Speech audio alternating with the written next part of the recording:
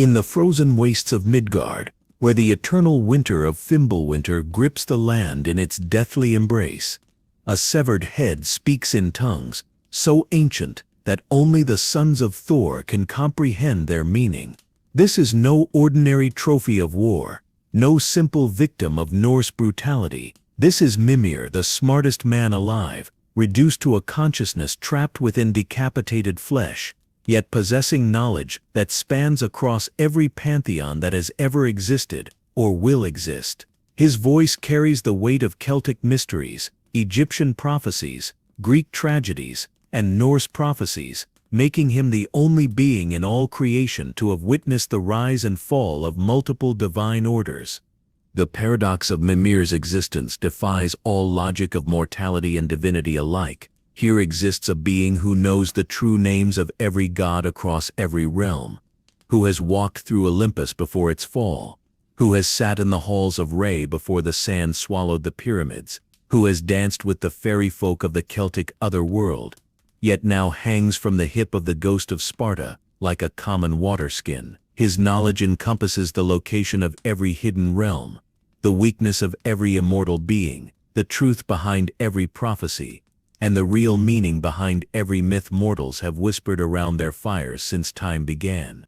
But knowledge, as Mimir himself often says, with bitter irony in his Scottish accent, comes with a price that would make even the gods weep. For 109 winters, this advisor to the All-Father, this counselor to kings, this keeper of secrets that could unmake reality itself, was tortured daily by Odin in ways that redefined the very concept of suffering. His body was preserved by dark magic, while his mind was shattered and reformed repeatedly, each breaking revealing new layers of cosmic truth that no mortal mind should possess.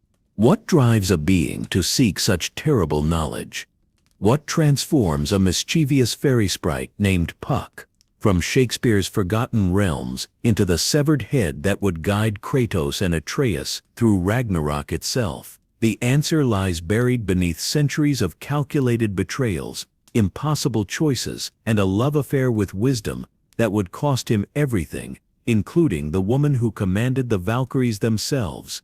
Consider the weight of knowing exactly how every pantheon will fall, yet being powerless to prevent it.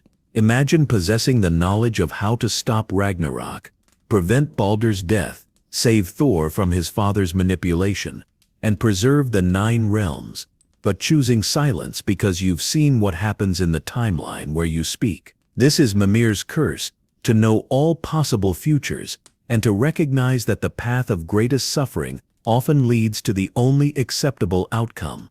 The most chilling revelation about Mimir is not his vast knowledge or his tragic fate, but the fact that he orchestrated his own decapitation. Every insult that drove Kratos to cut off his head, every direction to the Witch of the Woods who would reanimate him, every carefully placed word that would lead to his liberation from that tree.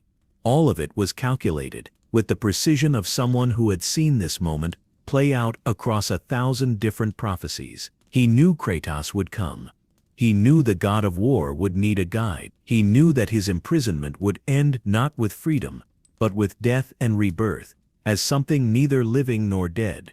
Yet even now, hanging from Kratos' belt, watching the realms rebuild after Ragnarok's devastation, Mimir keeps the darkest secret of all. In hushed moments when no one else can hear, he whispers names in Celtic tongue, names of entities that make Odin look like a benevolent grandfather, names of his true kin who are searching for their lost Puck across every branch of Yggdrasil. The smartest man alive knows that the story of the Norse pantheon's fall is merely a prelude to something far more ancient and terrible stirring in the lands mortals call Ireland and Scotland.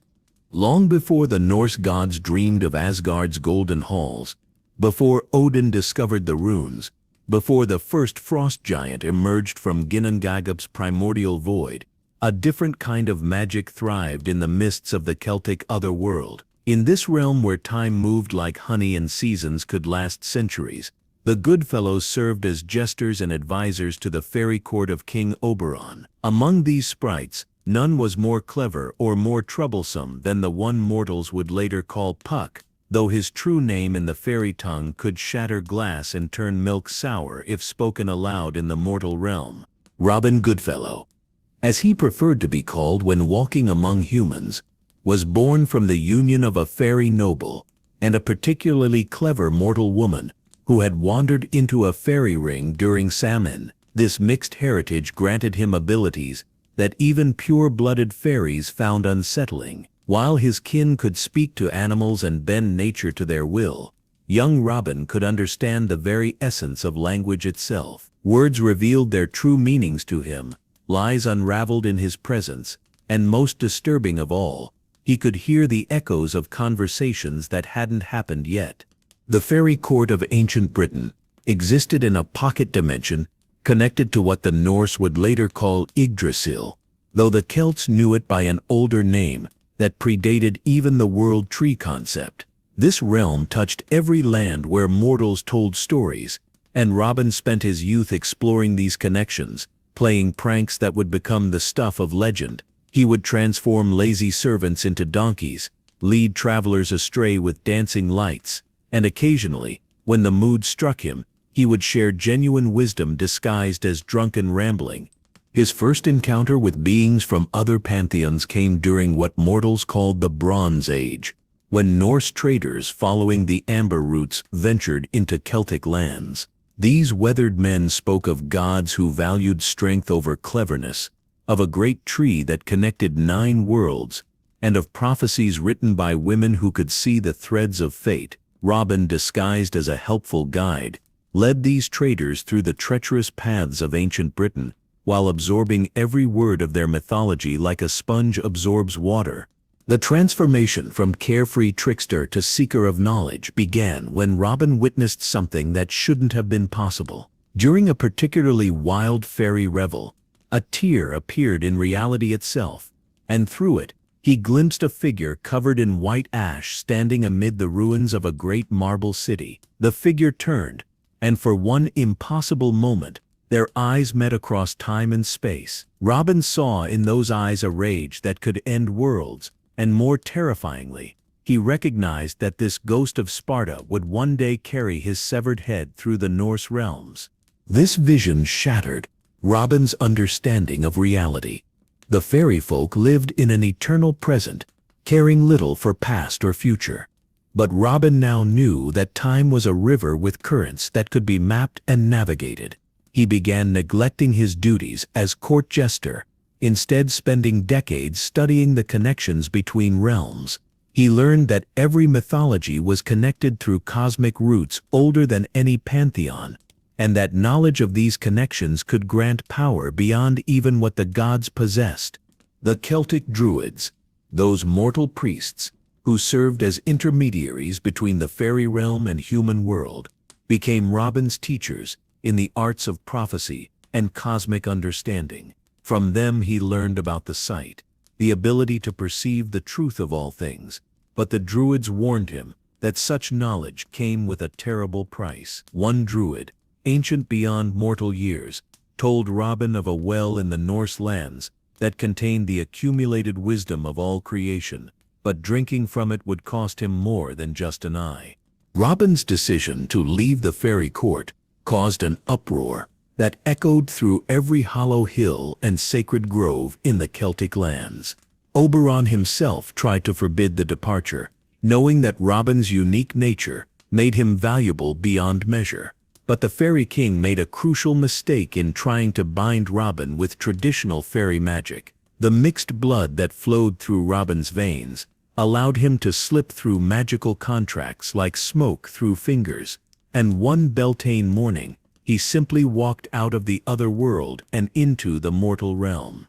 The journey from the Celtic lands to the Norse territories took Robin through landscapes that existed in multiple dimensions simultaneously. He passed through the Black Forest, where Germanic tribes worshipped gods that would later merge with the Norse pantheon. He witnessed the birth of runic magic, when Odin had not yet discovered the symbols that would grant him power. He saw the foundations of what would become the 9 realms, when they were still forming from the creative tension between fire and ice. It was during this journey that Robin Goodfellow chose to abandon his fairy name and adopt a new identity. The Norse peoples he encountered could not properly pronounce the Celtic sounds of his name, instead calling him Mimir, which in their tongue meant the rememberer or the wise one. This new name was more than just convenience. It was a statement of intent. Robin Goodfellow the Trickster was dead. Mimir the Seeker of absolute knowledge was born. The process of physical transformation from fairy form to something the Norse gods would accept as one of their own required a sacrifice that would have killed a pure mortal or driven a pure fairy mad. Using knowledge gleaned from Egyptian transformation texts he had studied through realm connections, Mimir performed a ritual during a solar eclipse that fundamentally altered his nature. His fairy wings dissolved into pure memory, his pointed ears rounded to human shape, and his eyes, those distinctive violet orbs of the fairy folk, became the deep blue of northern skies. But the magic that allowed him to understand all languages, to hear truth beneath lies, and to perceive the connections between all things, that remained and even grew stronger. When Mimir finally arrived in what would become the Norse lands, he found a pantheon in its infancy. The Aesir and Vanir were separate tribes of gods still determining their relationships and hierarchies. Odin was young, barely more than a talented warrior with ambitions of kingship. Thor was not yet born, Baldur existed only as a prophecy, and Ragnarok was so distant that no one had even conceived of an ending to the golden age that hadn't yet begun. The young god, who would become the All-Father, first encountered Mimir during a feast in the great hall of a mortal king, where wanderers and storytellers gathered to share tales for bread and mead. Odin, still bearing both eyes, and lacking the wisdom that would come from his eventual sacrifice, sat disguised among the warriors, listening for rumors of power and prophecy. Mimir, establishing his reputation as a traveling wise man, was recounting the fall of a distant southern pantheon, where gods had consumed their own children to prevent prophesied overthrow. This tale captivated Odin completely, not for its entertainment value, but for the strategic implications it carried. After the feast concluded, the future All-Father approached Mimir privately, dropping his mortal disguise and revealing his divine nature. What followed was a conversation that lasted 3 days and 3 nights, during which Mimir carefully planted seeds of ambition while gauging the young god's potential for both greatness and corruption. Mimir's early years serving various Norse chiefs and petty kingdoms were calculated moves in a longer game. Each position allowed him to study the political landscape of the emerging pantheon, while building a reputation that would eventually reach divine ears. He advised mortal kings on matters of war and peace, but more importantly, he observed how the Aesir and Vanir interacted with their worshippers, noting weaknesses and conflicts that would define the coming ages. The gift of languages that Mimir possessed from his fairy heritage evolved into something far more profound in the Norse realms. Not only could he understand every spoken word, but he began to comprehend the language of creation itself, the words of power that shaped reality. When the wind howled through mountain passes, he heard prophecies. When ravens cawed, he understood their gossip about divine affairs. When the roots of Yggdrasil creaked, he perceived the stress points where realms pressed against each other.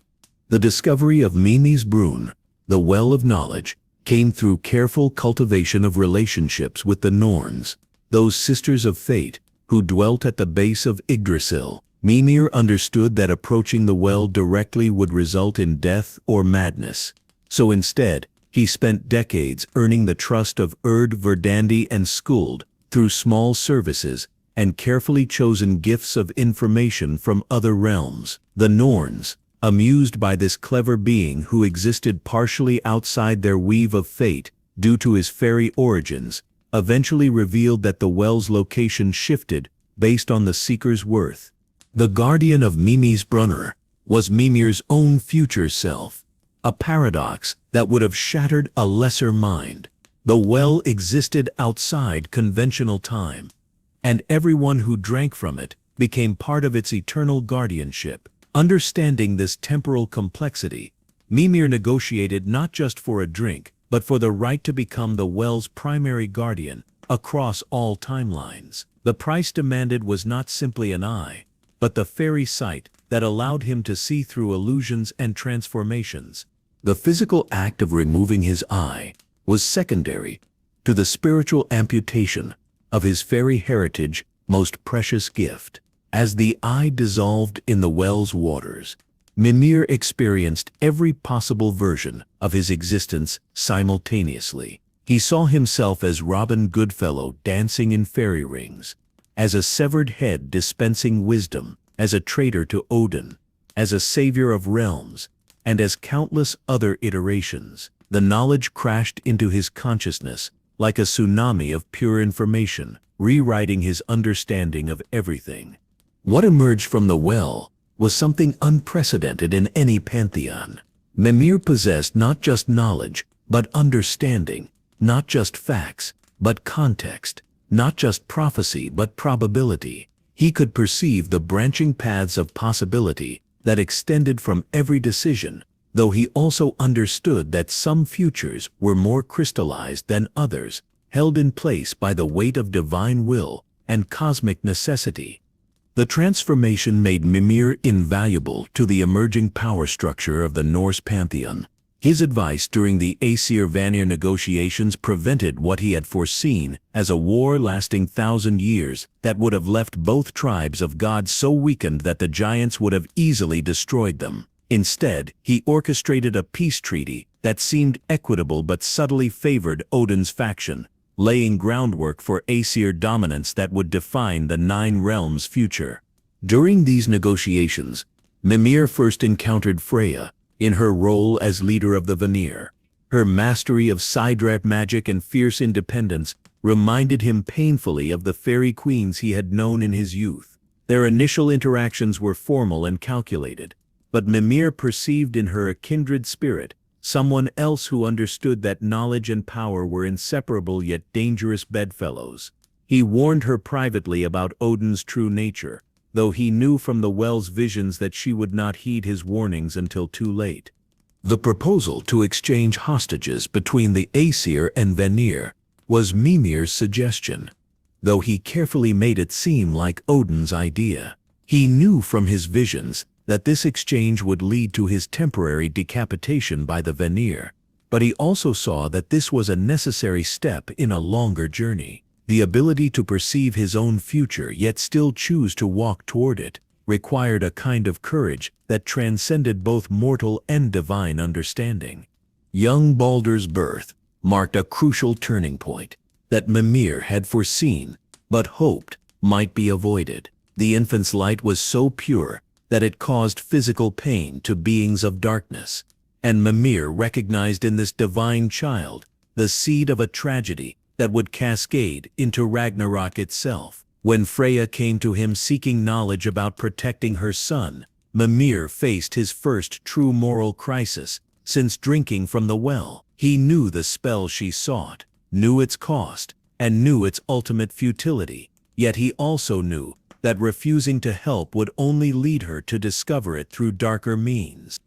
The spell that would make Baldur invulnerable to all things save mistletoe was not Norse magic, but something far older, drawn from the Celtic protection charms that Mimir remembered from his time as Robin Goodfellow. He taught Freya the incantation while carefully warning her about the price, that feeling nothing meant feeling nothing, that protection from physical harm meant isolation from physical pleasure. She heard his words but not their meaning, driven by a mother's desperate love that clouded wisdom. Odin's reaction to Baldur's enchantment revealed to Mimir just how much the All-Father had already learned from the fragments of prophecy he had gathered. The one-eyed god saw in his grandson's invulnerability not protection but prophecy, understanding that any being made invulnerable by magic would inevitably become the pivot point around which doom would revolve. This began the spiral of paranoia that would define Odin's remaining eons, a paranoia that Mimir would both feed and attempt to mitigate. The establishment of Mimir as Odin's official advisor, came with ceremony and celebration. But Mimir understood the golden chains being forged around him. Every piece of wisdom he shared with Odin made the All-Father more powerful, but also more dependent. Every secret revealed created three more that needed to be kept. Every prophecy explained generated new questions that demanded answers. Mimir was becoming not just an advisor, but a necessity, as vital to Odin's rule as Gungnir or Sleipnir. The First Aesir-Vanir War erupted not from the grand ideological differences that the Skalds would later sing about, but from a simple insult during a feast, where too much mead had flowed and divine pride had overflowed its bounds. Mimir watched from his position at Odin's right hand as Vanir delegates stormed out of Asgard's hall, knowing that he was witnessing the first crack in a dam that would release rivers of divine blood. The war that followed would reshape the cosmos and establish patterns of violence that would echo through every subsequent conflict. Mimir's role during the war years went far beyond simple advisory capacity.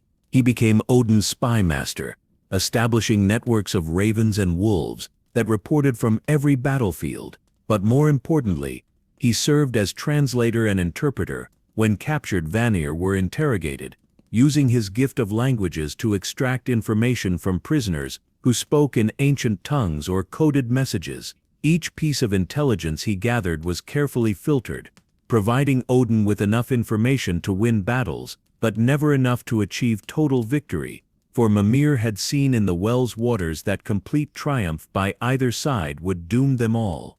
The war's brutality exceeded anything the young cosmos had previously witnessed. Thor, still an adolescent by God's standards, earned his reputation as a killer during these battles, developing the bloodlust that would define his later massacres. Mimir watched the young thunder god cave in the skulls of Vanir warriors with his fists before he ever wielded Mjolnir, and recognized in Thor's rage the same cosmic force of destruction he had glimpsed in the ghost of Sparta during his fairy vision.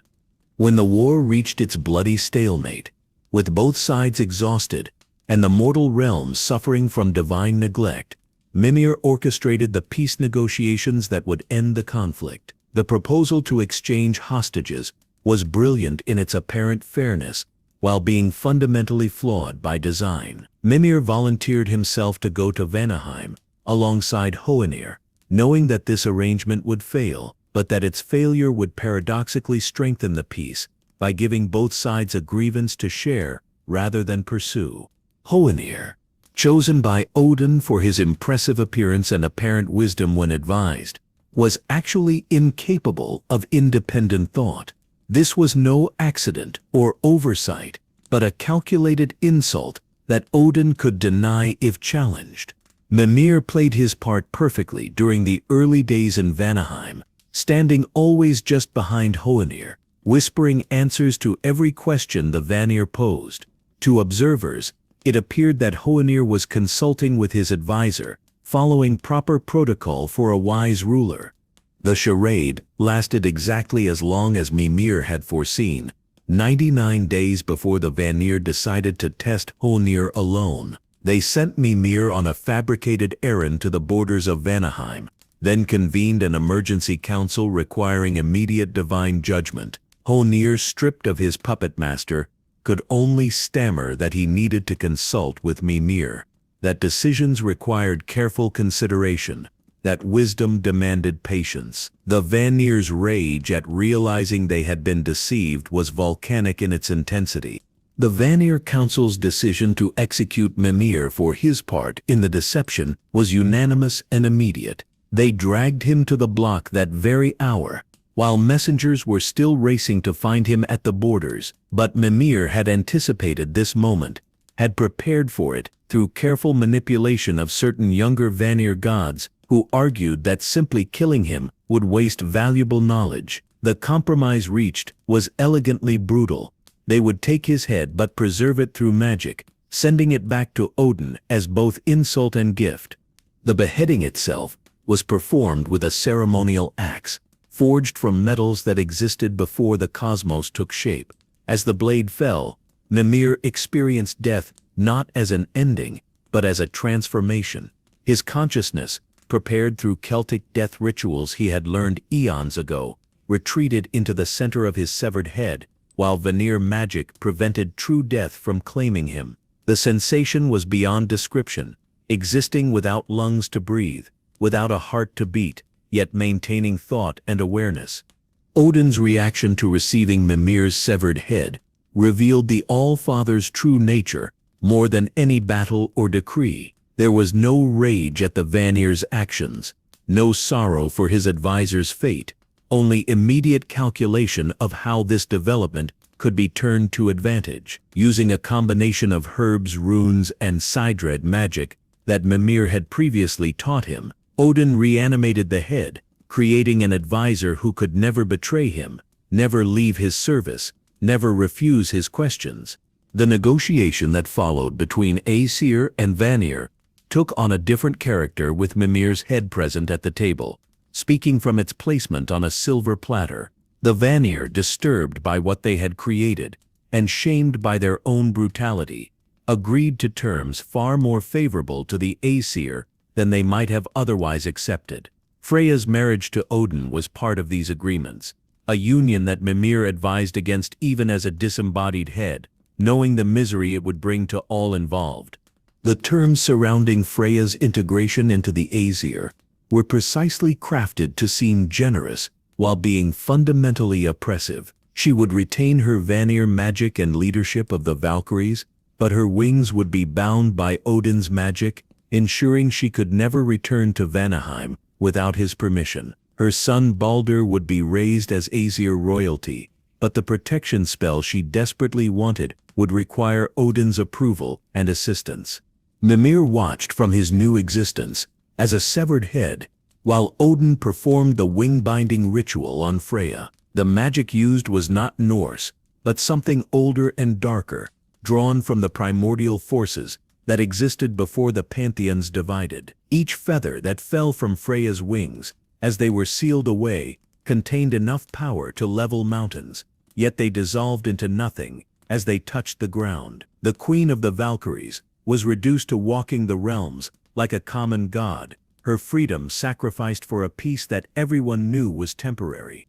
The spell to protect Baldur came next, performed in the deepest chamber of Asgard, where even Heimdall's sight could not penetrate. Mimir provided the incantations, speaking ancient Celtic protections through his severed throat, while Freya wove them into Norse magic, and Odin bound them with runes of power. The magic required a living sacrifice for each year of Baldur's life that would be protected, and Freya willingly gave pieces of her own divine essence, diminishing herself to shield her son. As the spell took hold, Baldur's infant cries ceased immediately. The child's eyes, previously bright with divine light, became flat and empty like polished stones. He no longer reached for his mother's warmth or recoiled from the cold. Mimir observed the exact moment when Freya realized what she had done, saw the horror dawn in her eyes as she understood that her son would never feel her love, never experience joy, never know the simple pleasure of a cool breeze or warm sunshine. The protection was perfect and perfectly cruel. The first major disagreement between Mimir and Odin emerged in the aftermath of Baldur's cursing. Mimir, despite existing as a severed head entirely dependent on Odin's magic for animation, found the courage to speak truth to power. He told Odin that the spell would not prevent Baldur's foretold death, but would ensure it, that invulnerability without feeling would drive the god mad, that the prophecy they sought to prevent was being carved in stone by their very efforts to avoid it. Odin's response was to place Mimir's head in a sealed box for 13 days, a reminder of who held power in their relationship. When finally released, Mimir never again directly challenged Odin's decisions, instead learning to guide through suggestion and carefully planted doubts. This dynamic would define their relationship for the coming ages, a dance of manipulation and counter-manipulation that both parties understood but never acknowledged. The centuries following, the Aesir-Vanir peace treaty witnessed the Norse pantheon's rise to unprecedented power and influence, with Asgard's golden halls becoming the envy of divine realms across every branch of Yggdrasil. Mimir, now permanently established as Odin's closest advisor, despite his decapitated state, orchestrated a complex web of alliances and trade agreements that transformed the Nine Realms from a collection of loosely connected worlds into an empire that functioned with mechanical precision under Aesir rule. The establishment of the Bifrost was Mimir's masterpiece of strategic planning, though he ensured Heimdall received credit for its conception. The Rainbow Bridge did more than connect realms.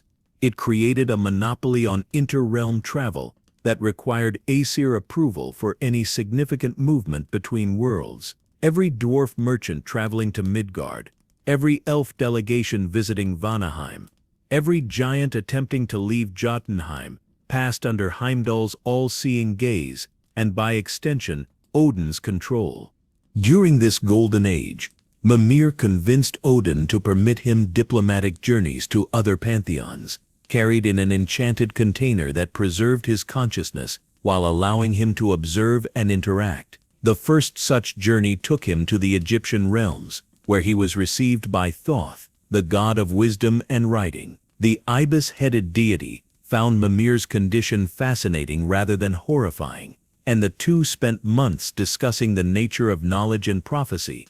From Thoth, Mimir learned about the concept of divine mathematics, the idea that all prophecies and futures could be calculated through complex equations that factored in divine will, mortal prayer, and cosmic constants. The Egyptian god showed him hieroglyphic texts that described patterns of pantheon collapse, recurring cycles of creation and destruction that suggested all mythologies were variations on fundamental themes. Most disturbing was a passage describing a marked warrior who would appear at each pantheon's twilight, covered in the ashes of his family and carrying weapons forged from primordial chaos. The journey to the Greek lands proved even more revelatory and disturbing. Mimir arrived during the height of Zeus's paranoia about his children overthrowing him, witnessing firsthand the toxic combination of power and fear that was rotting Olympus from within. He observed Atreus's rage, Athena's calculating wisdom, and most importantly, he saw a young Spartan warrior named Kratos, who served the gods with a devotion that Mimir knew would transform into the very hatred that would destroy them. In the halls of Olympus, Mimir met with Athena privately, recognizing in her the same type of divine intelligence that Odin possessed but tempered with a different kind of ambition. She spoke of wisdom as evolution, of gods needing to transcend their physical forms to achieve true enlightenment. Her words carried a prophetic weight that made even Mimir uncomfortable, sensing in her philosophy the seeds of something that would outlive even pantheon collapse. The return to Asgard, with knowledge of other pantheons' weaknesses and strengths, elevated Mimir's value to Odin beyond measure. He established what he called the Archive of Ends, a collection of prophecies and historical accounts documenting how various pantheons had fallen or would fall. This knowledge became Odin's obsession, spending decades studying patterns and attempting to identify methods to prevent Ragnarok by learning from others' failures. Mimir's romantic relationship with Sigrun developed slowly over centuries, beginning with intellectual discussions about the nature of duty and evolving into something deeper and more complex. As leader of the Valkyries, Sigrun possessed a unique perspective on death and honor that complemented Mimir's vast knowledge. She would visit his chamber where his head was kept, and they would talk through entire nights about philosophy, strategy, and increasingly, about the growing darkness they both perceived in Odin's rule. The construction of Valhalla was partially Mimir's design, though he embedded within its architecture certain features that Odin never fully understood: hidden passages that connected to other realms, chambers that existed outside normal space-time, and most importantly, a foundational magic that would allow the hall to survive even Ragnarok under the right circumstances. These preparations were made not out of disloyalty to Odin, but from Mimir's understanding that some form of divine presence would need to survive the twilight of the gods. Teaching young Thor and Baldur represented one of Mimir's most challenging responsibilities. Thor's intellect was limited, but his capacity for violence unlimited, requiring lessons that focused on tactical application rather than strategic thinking. Mimir taught him about weak points in giant anatomy, about how to channel rage into focused destruction, about the honor codes of different cultures that could be exploited in battle. Every lesson made Thor more effective and more dangerous, contributing to the very massacres Mimir knew would accelerate Ragnarok. Baldur's education was entirely different and infinitely more tragic. The young god could understand complex concepts, but could not feel their emotional weight. Mimir taught him about love through logic, about beauty through mathematics, about joy through chemical descriptions. Baldur absorbed everything with the same flat effect, building an encyclopedic understanding of experiences he could never have. The cursed god would often ask Mimir what things felt like, and the severed head would struggle to find words for sensations that required a body to understand. The discovery of Tyr's secret missions to other pantheons created a delicate situation that Mimir navigated with extreme care. The god of war and justice had been establishing peaceful relations with Egyptian, Greek, and even Eastern pantheons, directly contradicting Odin's isolationist policies. When Mimir uncovered evidence of these journeys, including artifacts Tyr had hidden throughout the realms, he faced a choice between loyalty to Odin and respect for Tyr's noble intentions. Mimir chose a middle path, informing Odin about Tyr's travels, but framing them as intelligence-gathering missions rather than peace initiatives.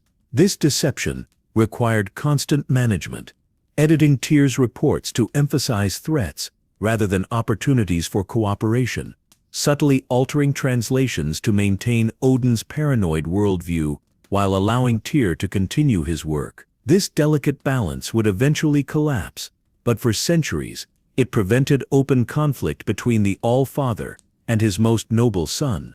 The invention of new forms of magic during this period represented Mimir's attempt to prepare for the catastrophes he had foreseen. By combining runic magic with Egyptian cartouches, Greek divine words, and Celtic enchantments, he created hybrid spells that functioned across pantheon boundaries. These magics were taught selectively to gods and powerful beings who Mimir calculated would survive Ragnarok and could preserve knowledge through the transition.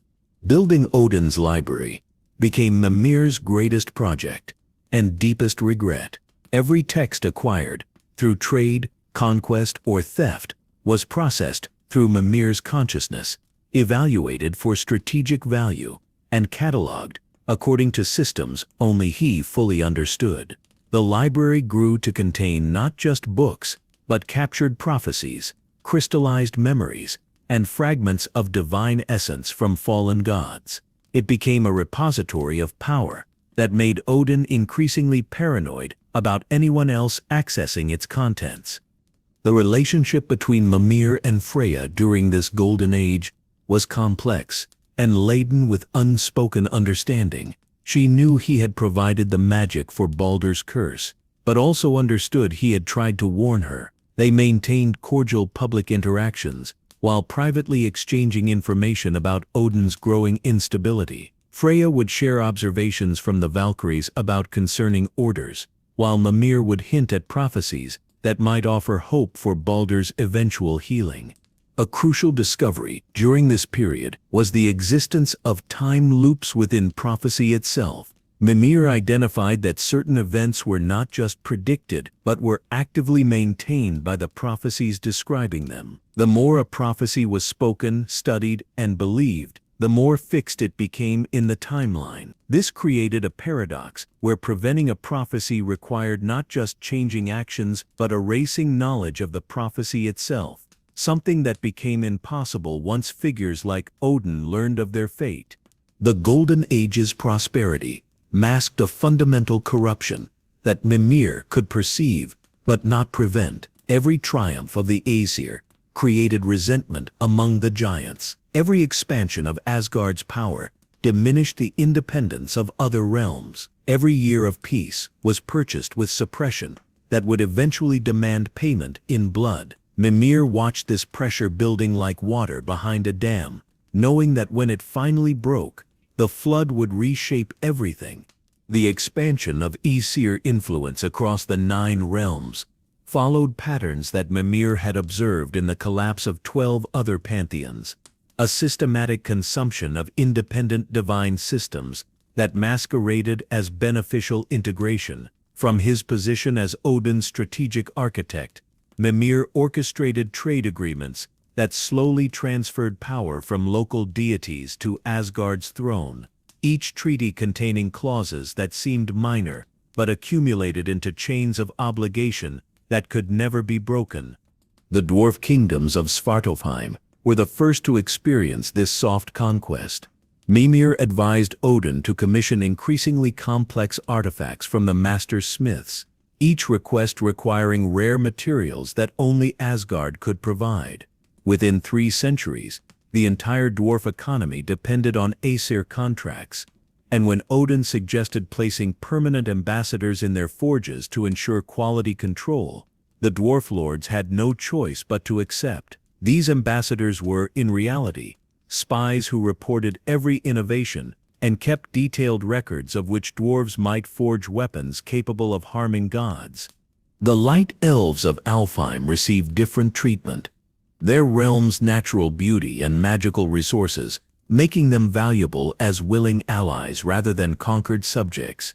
Mimir established cultural exchange programs that brought young elves to study in Asgard, where they were subtly indoctrinated with Aesir superiority. These elves returned home as advocates for closer ties with Odin's court, slowly transforming Alfheim's independent magical traditions into derivatives of Asgardian practice. Midgard's human populations presented unique challenges that required Mimir's deepest understanding of mortal psychology. Unlike other realms' inhabitants, humans possessed brief lifespans that made long-term manipulation difficult, but also made them desperately eager for divine favor. Mimir created the system of divine patronage that would define Norse mortal culture, where warriors who died gloriously would join Odin's eternal army, while those who lived peacefully would fade into Helheim's gray shores. This binary choice drove humans to increasing violence, feeding Odin's armies while preventing mortals from developing their own stable civilizations. The communication network Mimir established between realms surpassed anything previously imagined, using a combination of trained ravens, enchanted wells that served as communication portals, and carefully placed mortal prophets who received visions directly from Asgard. Information flowed to Odin faster than any potential rebellion could organize. Every complaint whispered in a Midgard tavern, every giant's grumble in Jotunheim, every dwarf's private criticism reached Mimir's consciousness through thousands of subtle channels. During this period, Mimir began documenting what he called the Pantheon convergence theory in secret texts hidden even from Odin. His observations suggested that all divine mythologies were connected through quantum threads that transcended physical reality, and that actions in one pantheon created ripples affecting all others. The fall of a god in Egypt would weaken similar deities in Greece and the Norse realms. This interconnection meant that Ragnarok was not just a Norse prophecy, but part of a larger cosmic pattern affecting every mythology simultaneously. Secret correspondence with remaining giants in Jotunheim revealed to Mimir the true scope of their civilization before Odin's campaigns. The Jotnar were not primitive monsters but sophisticated beings who understood cosmic mathematics beyond even Asgardian comprehension. Their prophecies were written in calculations that described probability clouds rather than fixed futures, suggesting that multiple simultaneous outcomes could exist until observation collapsed them into single timelines. This knowledge terrified Mimir because it implied that Odin's obsession with preventing Ragnarok might actually be creating it through observation. The discovery of temporal echo points throughout the realms, added another layer to Mimir's growing understanding of cosmological crisis. These locations, where past and future pressed against each other, revealed glimpses of events that existed in causal loops. At one such point, hidden in Vanaheim's deepest forest, Mimir witnessed his own head speaking to a scarred warrior and a young boy with divine heritage, knowing this encounter was both in his future and somehow already in his past. Relationships with the Egyptian pantheon deepened when Mimir learned their gods were experiencing similar prophecies of ending. Ra spoke of a serpent that would swallow the sun, while Osiris described visions of a northern warrior, bringing the concept of permanent death to immortal beings. These prophecies aligned too perfectly with Norse predictions to be coincidence, suggesting either communication between prophetic sources or a single intelligence orchestrating multiple pantheons' destruction. The Japanese pantheon's isolationist stance intrigued Mimir particularly. Through extremely difficult negotiations conducted via dream projection, he established limited contact with Amaterasu, the sun goddess who ruled those distant realms. She revealed that her pantheon had survived 3 previous cosmic endings by completely severing connections to other mythologies during crisis periods. However, she also warned that each isolation became harder to maintain, and she sensed a coming catastrophe that no pantheon could avoid through separation alone. Mimir's efforts to map the complete structure of Yggdrasil revealed disturbing anomalies that suggested the world tree itself was sick. Certain branches showed signs of crystallization, becoming brittle and fixed rather than growing naturally. The wells at its roots were beginning to mix, their distinct properties blending into chaotic combinations. Most concerning was the discovery that new roots were growing in directions that didn't correspond to any known realms, reaching towards spaces that existed outside conventional reality. The accumulation of power in Asgard created gravitational effects in divine space that began pulling lesser mythologies into Norse influence. Small pantheons that had existed independently for millennia found their gods suddenly speaking Norse words in their prophecies, their heroes carrying weapons that resembled Asgardian designs, their creation myths retroactively changing to include connections to Yggdrasil. This cosmological imperialism operated beyond conscious control, reality itself bending to accommodate Odin's growing might. When reports reached Mimir of mortals in distant lands, dreaming of a one-eyed god who demanded wisdom at any cost, he understood that Odin's influence was transcending pantheon boundaries in dangerous ways. These dreams were not mere visions but infection vectors that spread Asgardian concepts into virgin mythologies. Each dreamer became a seed that would grow into cults worshipping Norse gods in lands that had never heard of Asgard, creating paradoxes where effect preceded cause. The corruption spreading through divine mechanisms became visible in the Valkyries' behavior. These psychopomps who had once selected the honored dead with careful judgment began harvesting souls indiscriminately, taking warriors who had died in accidents or illness and retroactively declaring their deaths glorious. Sigrun confided to Mimir that she could feel Odin's will overriding the Valkyries' individual consciousness, turning them into extensions of his paranoia rather than independent arbiters of worth. Mimir's discovery that Odin had begun experimenting with consuming other gods' essence marked a critical escalation in divine ambition. The All-Father had secretly captured minor deities from failing pantheons and absorbed their power through rituals that Mimir recognized as variations on giant creation myths. Each consumption made Odin stronger but also less stable, as foreign divine essences created multiple personality fragments that fought for control within his consciousness. The economic systems Mimir had created to bind realms together began showing signs of deliberate sabotage that he traced back to Loki. The trickster god, despite being blood brother to Odin, was placing subtle flaws in trade agreements that would cause catastrophic collapses if triggered simultaneously. When Mimir confronted Loki privately, The shapeshifter simply smiled and said that every empire needed an exit strategy, even if the emperor was too proud to plan one.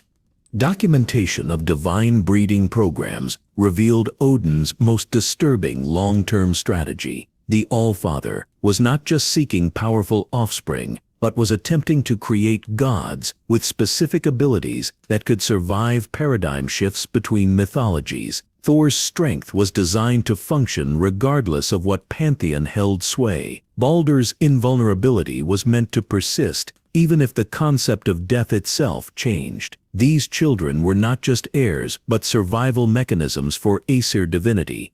The spread of Norse influence reached its apex when Mimir successfully negotiated a non-aggression pact with the Slavic Pantheon, effectively surrounding the remaining independent mythologies with Odin-allied forces. The treaty ceremony required Mimir's head to be carried to a neutral realm that existed in the spaces between pantheons, a gray void where rejected gods and failed heroes wandered eternally. There, watching the forgotten divine beings stripped of worshippers and purpose, Mimir truly understood the fate that awaited all pantheons eventually. The first undeniable evidence of divine decay manifested in the form of dead ravens falling from Asgard's sky, their eyes clouded with cataracts that spelled out prophecies in languages that predated speech itself. Mimir examined each corpse personally, finding that Hugin and Munin's offspring were dying from information overload, their small minds shattered by visions of paradoxical futures where Odin both survived and died simultaneously. The All-Father's response was to breed stronger ravens rather than reduce their prophetic burden, accelerating the very problem he sought to solve. Mimir's discovery of Odin's secret torture chambers beneath the roots of Yggdrasil fundamentally altered his understanding of how desperate the All-Father had become. The cells contained not just giants and enemies, but versions of Odin himself pulled from alternate timelines, each tortured for information about how they had failed to prevent their version of Ragnarok. The screams of infinite Odins created a symphony of despair that was slowly poisoning the world tree's roots, turning the water of wisdom into paranoid delusion. The relationship between prophecy and reality began inverting in ways that defied all previous understanding of causality. Events that had been clearly foretold started happening differently, not because anyone had changed their actions, but because the prophecies themselves were degrading. Words in ancient texts would shift between readings, sometimes mid-sentence, while being observed. The Norns confessed to Mimir that they could no longer distinguish between what they were weaving and what was weaving itself through them. Baldur's condition worsened dramatically when he reached full maturity and realized the complete scope of his curse. The god would stand in fire trying to feel heat, would cut himself seeking pain, would embrace lovers searching for any sensation beyond the eternal nothing that defined his existence. Mimir watched Baldur's experiments become increasingly extreme, including attempts to die through methods that should have been impossible to survive even with invulnerability. Each failure drove him deeper into a madness that was philosophical rather than emotional, a rational understanding that his existence was fundamentally wrong. The first breaking of divine law that Mimir witnessed personally was Odin's consumption of his own grandfather's essence, retrieved through temporal manipulation that should have been impossible. The All-Father justified this auto-cannibalism as reclaiming power that was rightfully his through inheritance. But Mimir recognized it as crossing a boundary that separated gods from the primordial forces they had emerged from. The act caused ripples through divine genealogy that retroactively changed the nature of every Aesir god's birth. Freya's secret attempts to break Baldur's curse led her to practices that violated the fundamental agreements between Aesir and Vanir. She was harvesting life force from her own Valkyries, each extraction carefully small enough to avoid detection, but cumulatively weakening the entire system of warrior afterlife. Mimir discovered this through discrepancies in soul accounting, but chose silence, understanding that exposing Freya would only accelerate the collapse while saving nothing. The evidence that Tyr was actively working against Odin's interests came through intercepted communications with giants that Mimir was supposed to destroy, but instead preserved. The god of justice had established an underground network helping giants escape to realms beyond Odin's reach, not out of betrayal, but from adherence to older laws that predated Aesir dominance. These laws, written in the universe's fundamental structure, declared that no species could be completely eliminated without consequences that would unravel reality itself. Mimir's personal breaking point arrived when he discovered that the well of knowledge had begun showing false visions, deliberately designed to mislead those who drank from it. The well's corruption wasn't external, but internal, as if the accumulated knowledge of all existence had developed its own agenda. When Mimir confronted his future self, who guarded the well, he learned that every guardian eventually realized that perfect knowledge included knowledge of things that should not exist, and that knowing them brought them into being. The symptoms of divine madness spreading through Asgard's halls manifested in increasingly bizarre ways. Gods would forget their own names mid-conversation, then remember names they had never possessed. Divine weapons began refusing to function for their ordained wielders, while working perfectly for mortals who shouldn't have been able to lift them. The very concept of godhood was becoming unstable, with divinity flickering in and out of existence, like a flame in a temporal wind. Loki's children represented another category of divine wrongness that accelerated the decay. Fenrir's existence as a wolf, large enough to swallow suns, violated spatial physics in ways that created permanent tears in reality wherever he walked. Jormungandr's world-spanning length existed in multiple dimensions simultaneously, causing timeline confusion where his tail and head could interact across different eras. Hel's domain existed in a state of divine paradox, being neither properly alive nor dead, creating a conceptual virus that infected other afterlife systems. The moment Mimir realized that Ragnarok might not be an ending, but a transformation came through studying patterns in the Egyptian pantheon's collapse. Their gods hadn't died, but had evolved into something else, abandoning physical form for existence as pure concept. This metamorphosis was so alien to Norse understanding that it registered as death. But Mimir began to suspect that Ragnarok might be the Norse pantheon's metamorphosis event rather than its termination.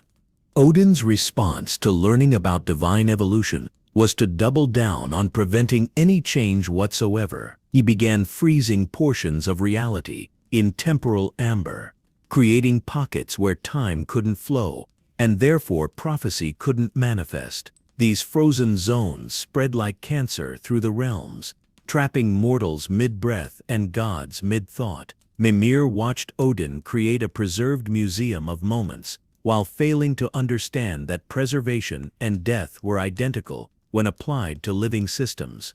The discovery that other pantheons were experiencing synchronized decay proved that the crisis transcended Norse mythology. Greek oracles were speaking Norse prophecies. Egyptian hieroglyphs were spontaneously rewriting themselves to describe Ragnarok, and Eastern dragons were dreaming of wolves swallowing the sun. This convergence suggested either a coordinated attack by some force beyond all pantheons, or more terrifyingly, that all mythologies were aspects of a single dying entity experiencing multiple organ failure. Secret meetings between Mimir and surviving giants revealed that they possessed mathematical proofs showing that preventing prophecy was logically impossible within closed systems. Any action taken to prevent a foretold event created the conditions for that event to occur through different means. The giants called this the prophecy paradox, and claimed the only solution was to open the system by introducing elements from outside mythology itself, but they refused to elaborate on what such elements might be. When Heimdall reported seeing reflections in the Bifrost of events that had never happened, and would never happen, but were somehow still real, Mimir understood that the boundary between possibility and actuality was dissolving. The multiverse was collapsing into a single timeline that contained all contradictions simultaneously. Gods were becoming aware of their alternate selves, experiencing memories from lives they hadn't lived, making decisions based on experiences they'd never had. The final proof of divine system failure came when Mimir witnessed the birth of gods who had always existed. New deities were retroactively inserting themselves into history, complete with ancient prophecies, and established relationships that everyone remembered but no one had experienced.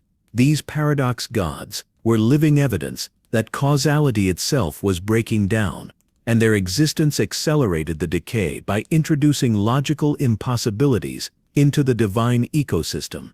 The accusation came during the harvest festival, when all of Asgard had gathered to celebrate abundance that was already beginning to fail. Odin stood in the great hall's center, his single eye fixed on Mimir's preserved form, and declared that his most trusted advisor had committed the highest treason by aiding the giant's escape to Jotunheim. The evidence he presented was masterfully fabricated, yet contained enough truth to be undeniable. Secret messages written in Mimir's hand, testimony from tortured giants who had been fed specific names to reveal, and most damningly, prophetic visions that showed Mimir standing beside the enemies of Asgard during Ragnarok itself. The trial that followed was theater of the cruelest kind, with Mimir denied any ability to speak in his own defense. His mouth was sealed with runes that burned whenever he attempted to form words, forcing him to watch in silence as Odin constructed a narrative of betrayal that spanned centuries. The All-Father described how Mimir had manipulated the Aesir Vanir piece to weaken both sides, how he had deliberately taught Baldur incomplete information to ensure his vulnerability, how every piece of advice had been calculated to bring about Asgard's doom. The gods' reaction to these accusations revealed the depth of paranoia that had infected Asgard. Thor, drunk on mead and bloodlust, demanded immediate execution. Heimdall claimed he had always seen deception in Mimir's words, but had been prevented from acting by Odin's protection. Freya alone showed hesitation, perhaps recognizing that if Mimir could be condemned on such evidence, none of them were safe from similar accusations.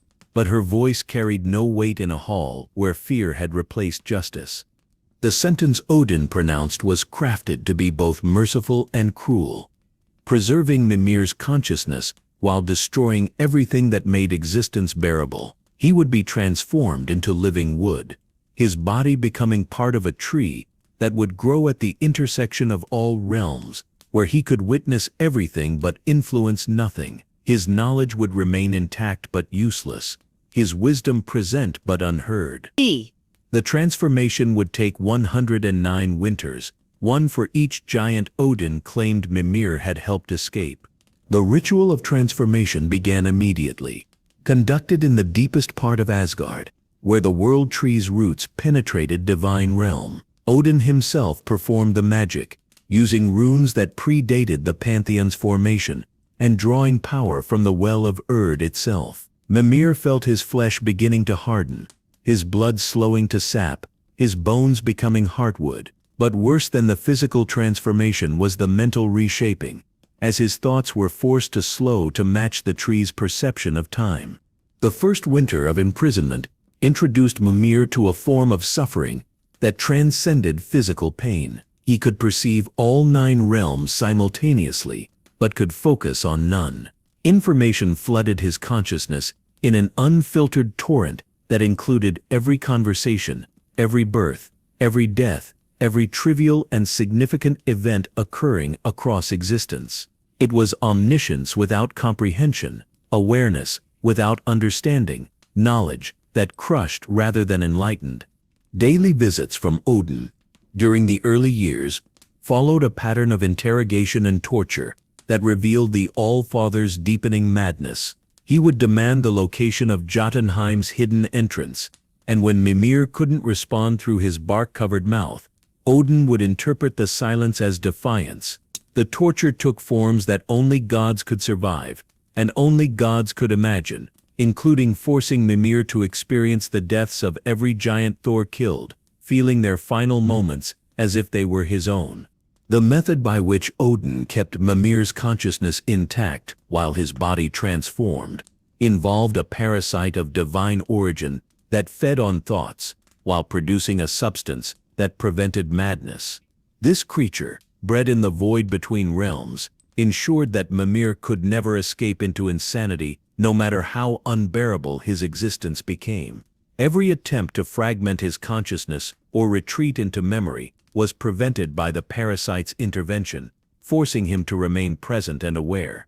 As decades passed, Mimir discovered that his tree form was growing roots that penetrated into other timelines. Through these temporal roots, he could perceive not just what was happening, but what had happened and what might happen. He watched thousands of variations of Ragnarok, each slightly different, but all ending in destruction. More disturbing were the timelines where Ragnarok didn't occur, where Odin's tyranny continued forever, where the stagnation of prevented prophecy caused reality itself to necrotize. The relationship between Mimir and the ravens who roosted in his branches became a source of both torment and hope. Hugin and Muninin would whisper Odin's plans, not to inform Mimir but to torture him with knowledge of events he couldn't prevent. They described Thor's massacres in detail, narrated Baldur's growing madness, reported on Freya's desperate attempts to break her son's curse. But occasionally young ravens would carry messages from giants who still remembered Mimir's aid, promising that his suffering was not forgotten. The 50-year mark brought a change in Odin's approach when he began bringing other prisoners to Mimir's tree for execution. The All-Father would force Mimir to watch as giants, dwarves who had refused commissions, and even Aesir who had questioned orders were slowly killed in increasingly creative ways. Each death was preceded by Odin asking Mimir if he was ready to reveal Jotunheim's location, and each silence was interpreted as complicity in the execution that followed. During one particularly significant visit, Odin brought Tyr, chained and gagged, threatening to execute the god of justice if Mimir didn't cooperate. Through supreme effort, Mimir managed to make his tree form shed a single leaf that landed in a pattern suggesting continued silence. Odin interpreted this as Mimir choosing giants over his fellow Aesir. But in truth, Mimir had seen that Tyr's death at this moment would prevent a crucial action the war god would take during Ragnarok. The preservation of Tyr, even in imprisonment, was worth any perception of betrayal. The transformation of Mimir's tree into a focal point for realm-spanning magic was an unintended consequence that Odin tried repeatedly to reverse. The tree existed simultaneously in all 9 realms, making it a natural conduit for forces that normally couldn't interact. Giants in Jotunheim could touch its roots, while gods in Asgard examined its crown. This connectivity made Mimir aware of conversations and plans across all realms, though he remained unable to communicate what he learned. The discovery that Kratos had arrived in Midgard came through the tree's sensitivity to divine presence rather than through Odin's spy network. Mimir felt the ghost of Sparta's essence, like a wound in reality, a god-shaped hole that consumed divine energy rather than radiating it. The presence of Greek divinity in Norse lands created ripples that Mimir recognized as the beginning of the end, the external element that could break the closed loop of prophecy. Years before Kratos would find him, Mimir began preparing for their encounter by influencing the growth of his tree form.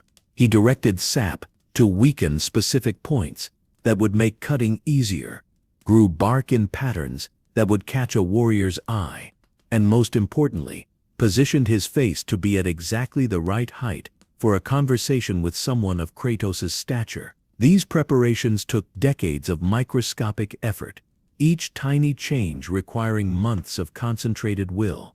The psychological torture intensified when Odin discovered that Mimir's tree had become a pilgrimage site for mortals seeking wisdom. They would leave offerings and whisper questions, believing that the tree of knowledge would provide answers through omens and signs. Odin poisoned these pilgrims slowly, ensuring they died at the tree's base while begging for wisdom that Mimir couldn't provide. Their bodies were left to decompose among his roots, forcing him to absorb their remains and experience their final desperate moments repeatedly. When Magni and Modi began using Mimir's tree as a training post, striking it with divine weapons while practicing combat techniques, the damage went beyond physical harm. Each blow disrupted the delicate network of awareness Mimir had cultivated, temporarily severing his connection to different realms. The brothers would compete to see who could make the tree bleed sap that looked most like tears, unaware that they were literally striking at the foundation of knowledge that held their realm together.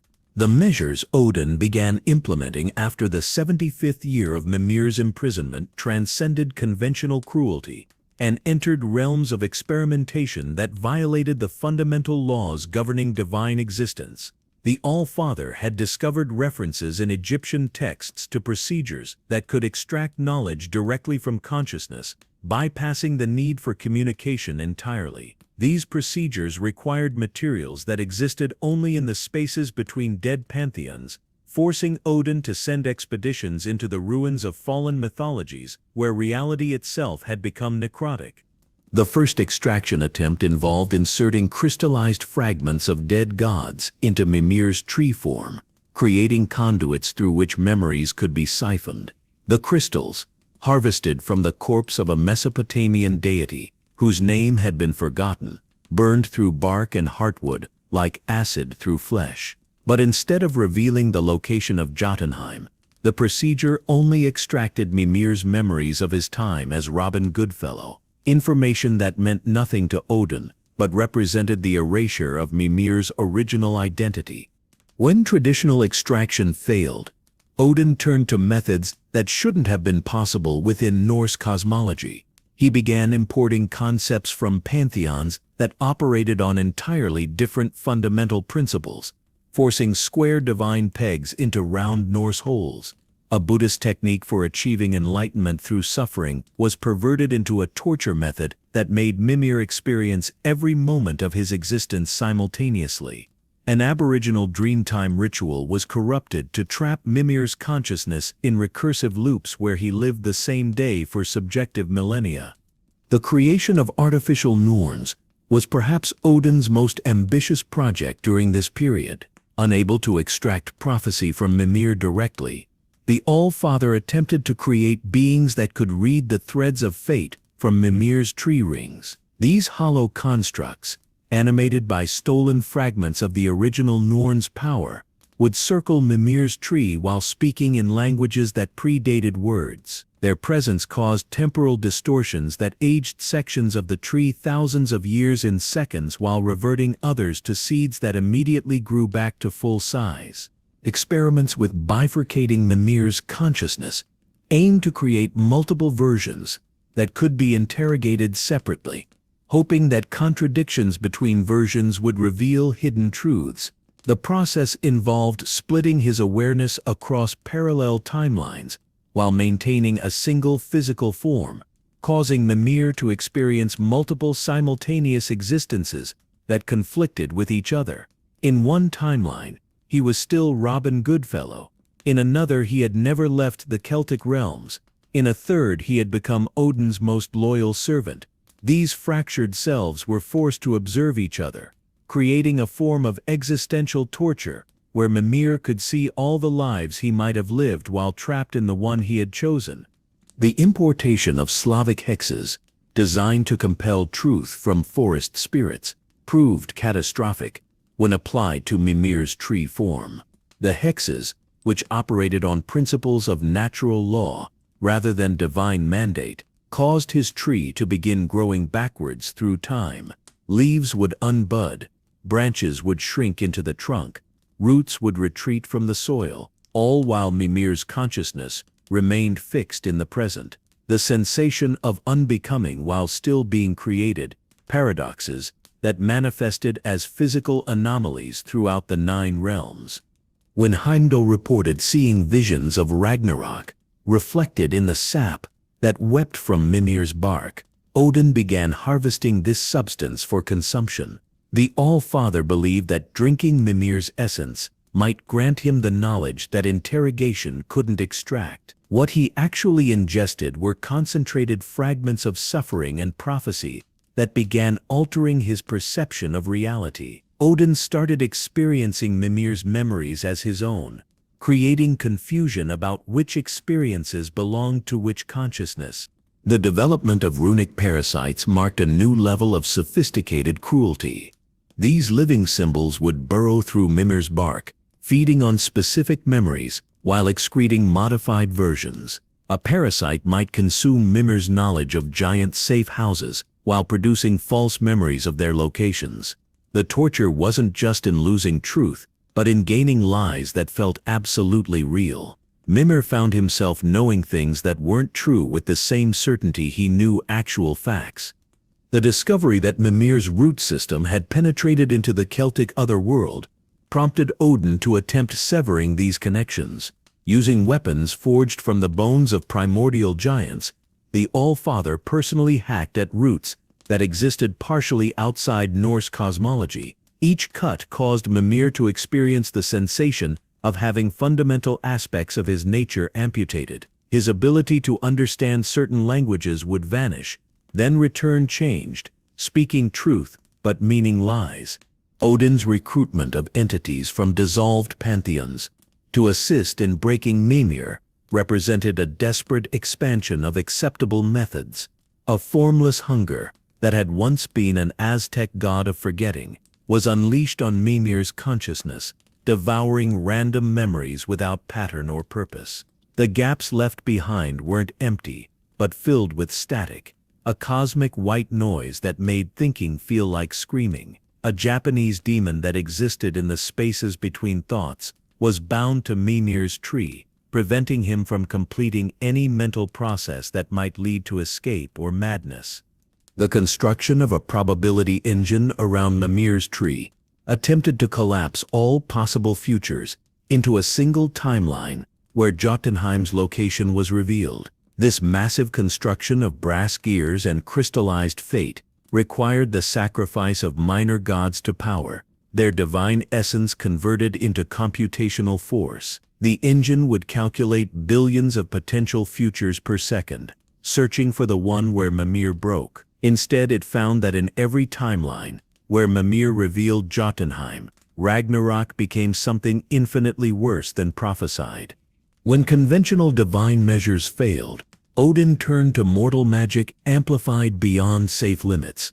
Human sorcerers were brought to Mimir's tree and forced to cast spells, while Odin channeled divine power through them. Most exploded from the strain, their blood and souls absorbed by the tree, while their death screams echoed across realms. The few who survived long enough to complete their castings created effects that shouldn't have been possible, including temporarily severing Mimir's connection to causality itself, leaving him existing outside the flow of cause and effect. The breeding of specialized ravens with the ability to enter thoughts rather than just observe them led to a new form of invasion. These thought ravens would nest inside Mimir's consciousness, building homes from his memories and laying eggs that hatched into questions. The questions would grow like cancers through his thoughts, demanding answers that would reshape themselves into new questions. Soon Mimir's entire mental landscape was colonized by interrogatives that reproduced faster than he could think responses.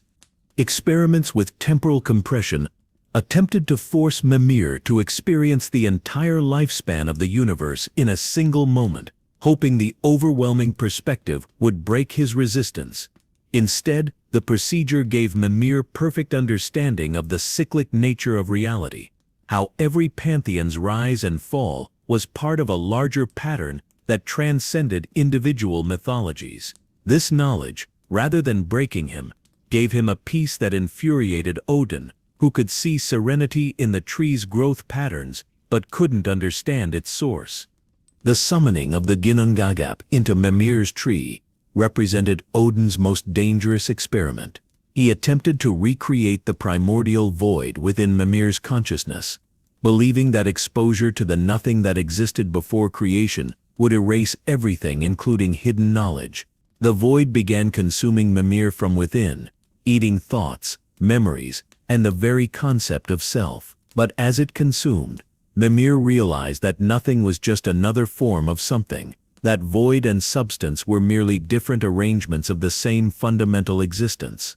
When reports reached Odin that Kratos and Atreus were approaching Mimir's location, the All-Father's desperate measures reached their peak. He performed a ritual that would ensure Mimir's consciousness remained bound to his severed head even after death, using magic stolen from Egyptian mummification practices, combined with Norse necromancy. The spell was designed to keep Mimir in a state of perpetual dying without ever achieving death, an eternal threshold existence that would persist even if his head was removed from the tree.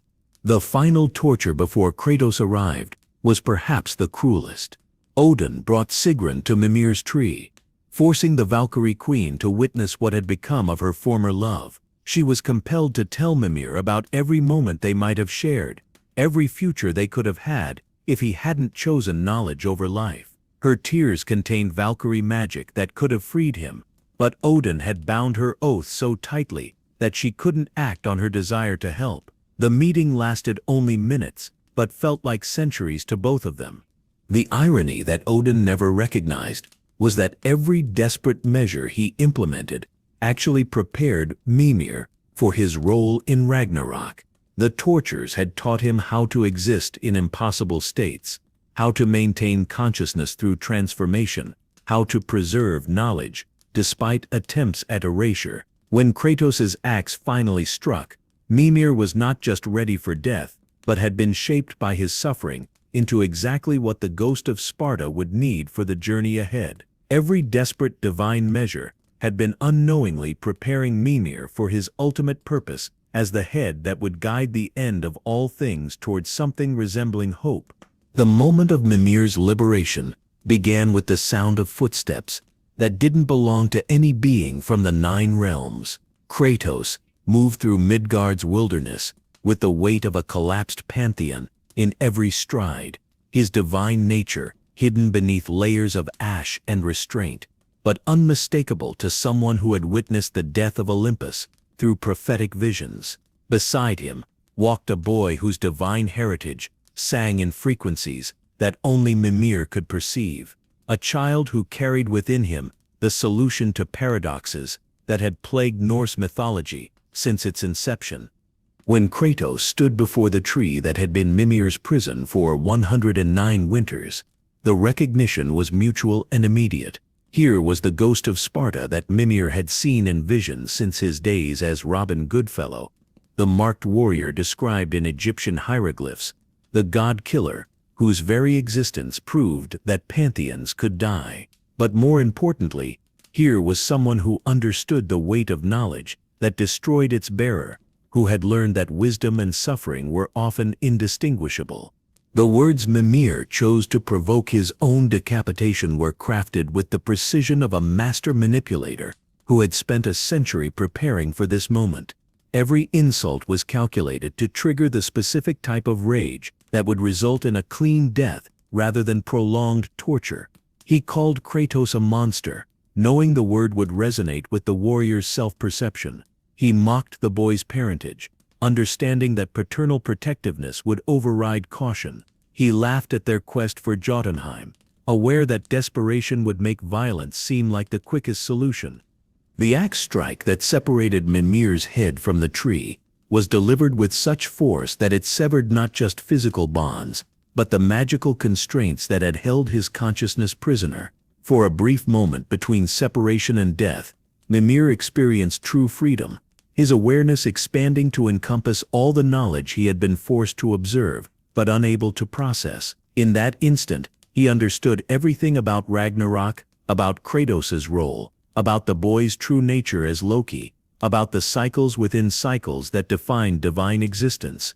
The journey to Freya's turtle home was experienced in a state between life and death that allowed Mimir to perceive multiple timelines simultaneously. He watched infinite variations of this moment, some where Kratos left his head to rot, others where Freya refused to help, still others where the reanimation failed catastrophically. But in this timeline, the one that mattered, everything aligned perfectly, because Mimir had spent a century ensuring it would influencing events through the tree's roots in ways so subtle that even Heimdall couldn't detect them. Freya's reaction to seeing Mimir's severed head revealed the complexity of their relationship across centuries. She knew he had helped design Baldur's curse, but she also understood he had tried to warn her. She recognized that his imprisonment had been partly due to his efforts to help giants escape Odin's persecution. The Witch of the Woods performed the reanimation not out of kindness, but from understanding that Mimir's knowledge would be essential for what was coming, and perhaps from a desire to have another being who understood the weight of irreversible choices. The first words Mimir spoke after reanimation were chosen to establish his new role without revealing the full scope of his knowledge. He thanked Kratos for the freedom of death, while hiding that he had orchestrated it. He offered assistance, while concealing that he knew exactly where their journey would lead. He began telling stories that seemed like random entertainment, but were carefully selected to prepare them for revelations that would come. Every word was simultaneously truth and misdirection, honest in detail, but deceptive in scope. The journey across the Lake of Nine became Mimir's opportunity to expose centuries of Odin's lies through carefully crafted narratives. He described the All-Father's rise to power in terms that paralleled Zeus's tyranny, knowing Kratos would recognize the patterns. He explained Thor's nature in ways that reminded the ghost of Sparta of Ares, establishing emotional connections that would influence future confrontations. Each story was a lesson disguised as entertainment, preparing his carriers for the war they didn't yet know they would fight. When revealing Baldur's weakness to mistletoe, Mimir performed perhaps his greatest act of calculated betrayal. He knew that providing this information would lead to Baldur's death, would trigger Fimbulwinter, would begin the sequence of events that would culminate in Ragnarok. But he also understood from his century of observation that this was the only path that didn't end in something worse than apocalypse. The words came out as if surprised from him, a perfect performance of accidental revelation that not even Kratos' suspicion could fully penetrate. The conversation about Atreus' divine nature was navigated with extraordinary delicacy. Mimir recognized Loki immediately, not just from prophecy, but from the boy's essential nature that existed outside conventional divine classification. He was simultaneously giant and god, creator and destroyer, order and chaos. But revealing this directly would have shattered the child's developing identity, so instead Mimir planted seeds of understanding through stories about giants who weren't what they seemed, about names having power, about destiny being something you could walk toward or away from but never escape. The exploration of Tyr's vault provided Mimir the perfect opportunity to establish the broader context of Pantheon conflicts. Each artifact from different mythologies was a teaching tool, showing Kratos and Atreus that the Norse gods were part of a larger pattern of divine rise and fall. The vase depicting Kratos' destruction of Olympus was particularly valuable, as it proved that Mimir knew exactly who he was dealing with while choosing to help anyway, establishing trust through acknowledged deception. The journey to Jotunheim required Mimir to balance multiple deceptions simultaneously. He knew the realm was accessible through Tyr's temple, knew the sequence of mechanisms needed, knew that Baldur would interfere at precisely the right moment to create the crisis that would define Atreus' awakening. But each piece of knowledge had to be revealed as if freshly remembered, each solution presented as if just discovered. The performance was exhausting even for a consciousness that no longer needed rest. When Baldur's death triggered the beginning of Fimbulwinter, Mimir watched the cascade of consequences with the satisfaction of someone whose century-long plan was finally manifesting. The death of Odin's best tracker, killed by Kratos to protect Freya who didn't want protection, using knowledge Mimir had provided, after a journey Mimir had guided, was poetry of the darkest kind. Every element had been manipulated into position across decades, and now the mechanism of Ragnarok was beginning its inexorable grind toward conclusion. The revelation in Jotunheim's mural that Atreus was Loki was the moment Mimir had been preparing for since before his imprisonment. He watched the boy process this truth, saw Kratos grapple with the implications, observed Freya's growing rage at her son's death, and understood that all the pieces were now in motion. The betrayal was complete, not because anyone had been deceived about facts, but because everyone had been allowed to believe they were making free choices while following paths Mimir had carved through careful manipulation of truth. The 3 years of Fimbulwinter that followed were spent in careful cultivation of Atreus's development and Kratos' evolution from isolation to leadership. Every story Mimir told during their journeys was selected to shape their understanding of prophecy as something that could be fulfilled in unexpected ways. He taught them that fate was not a single thread, but a rope made of many strands, and that changing the shape of destiny was possible even if escaping it wasn't.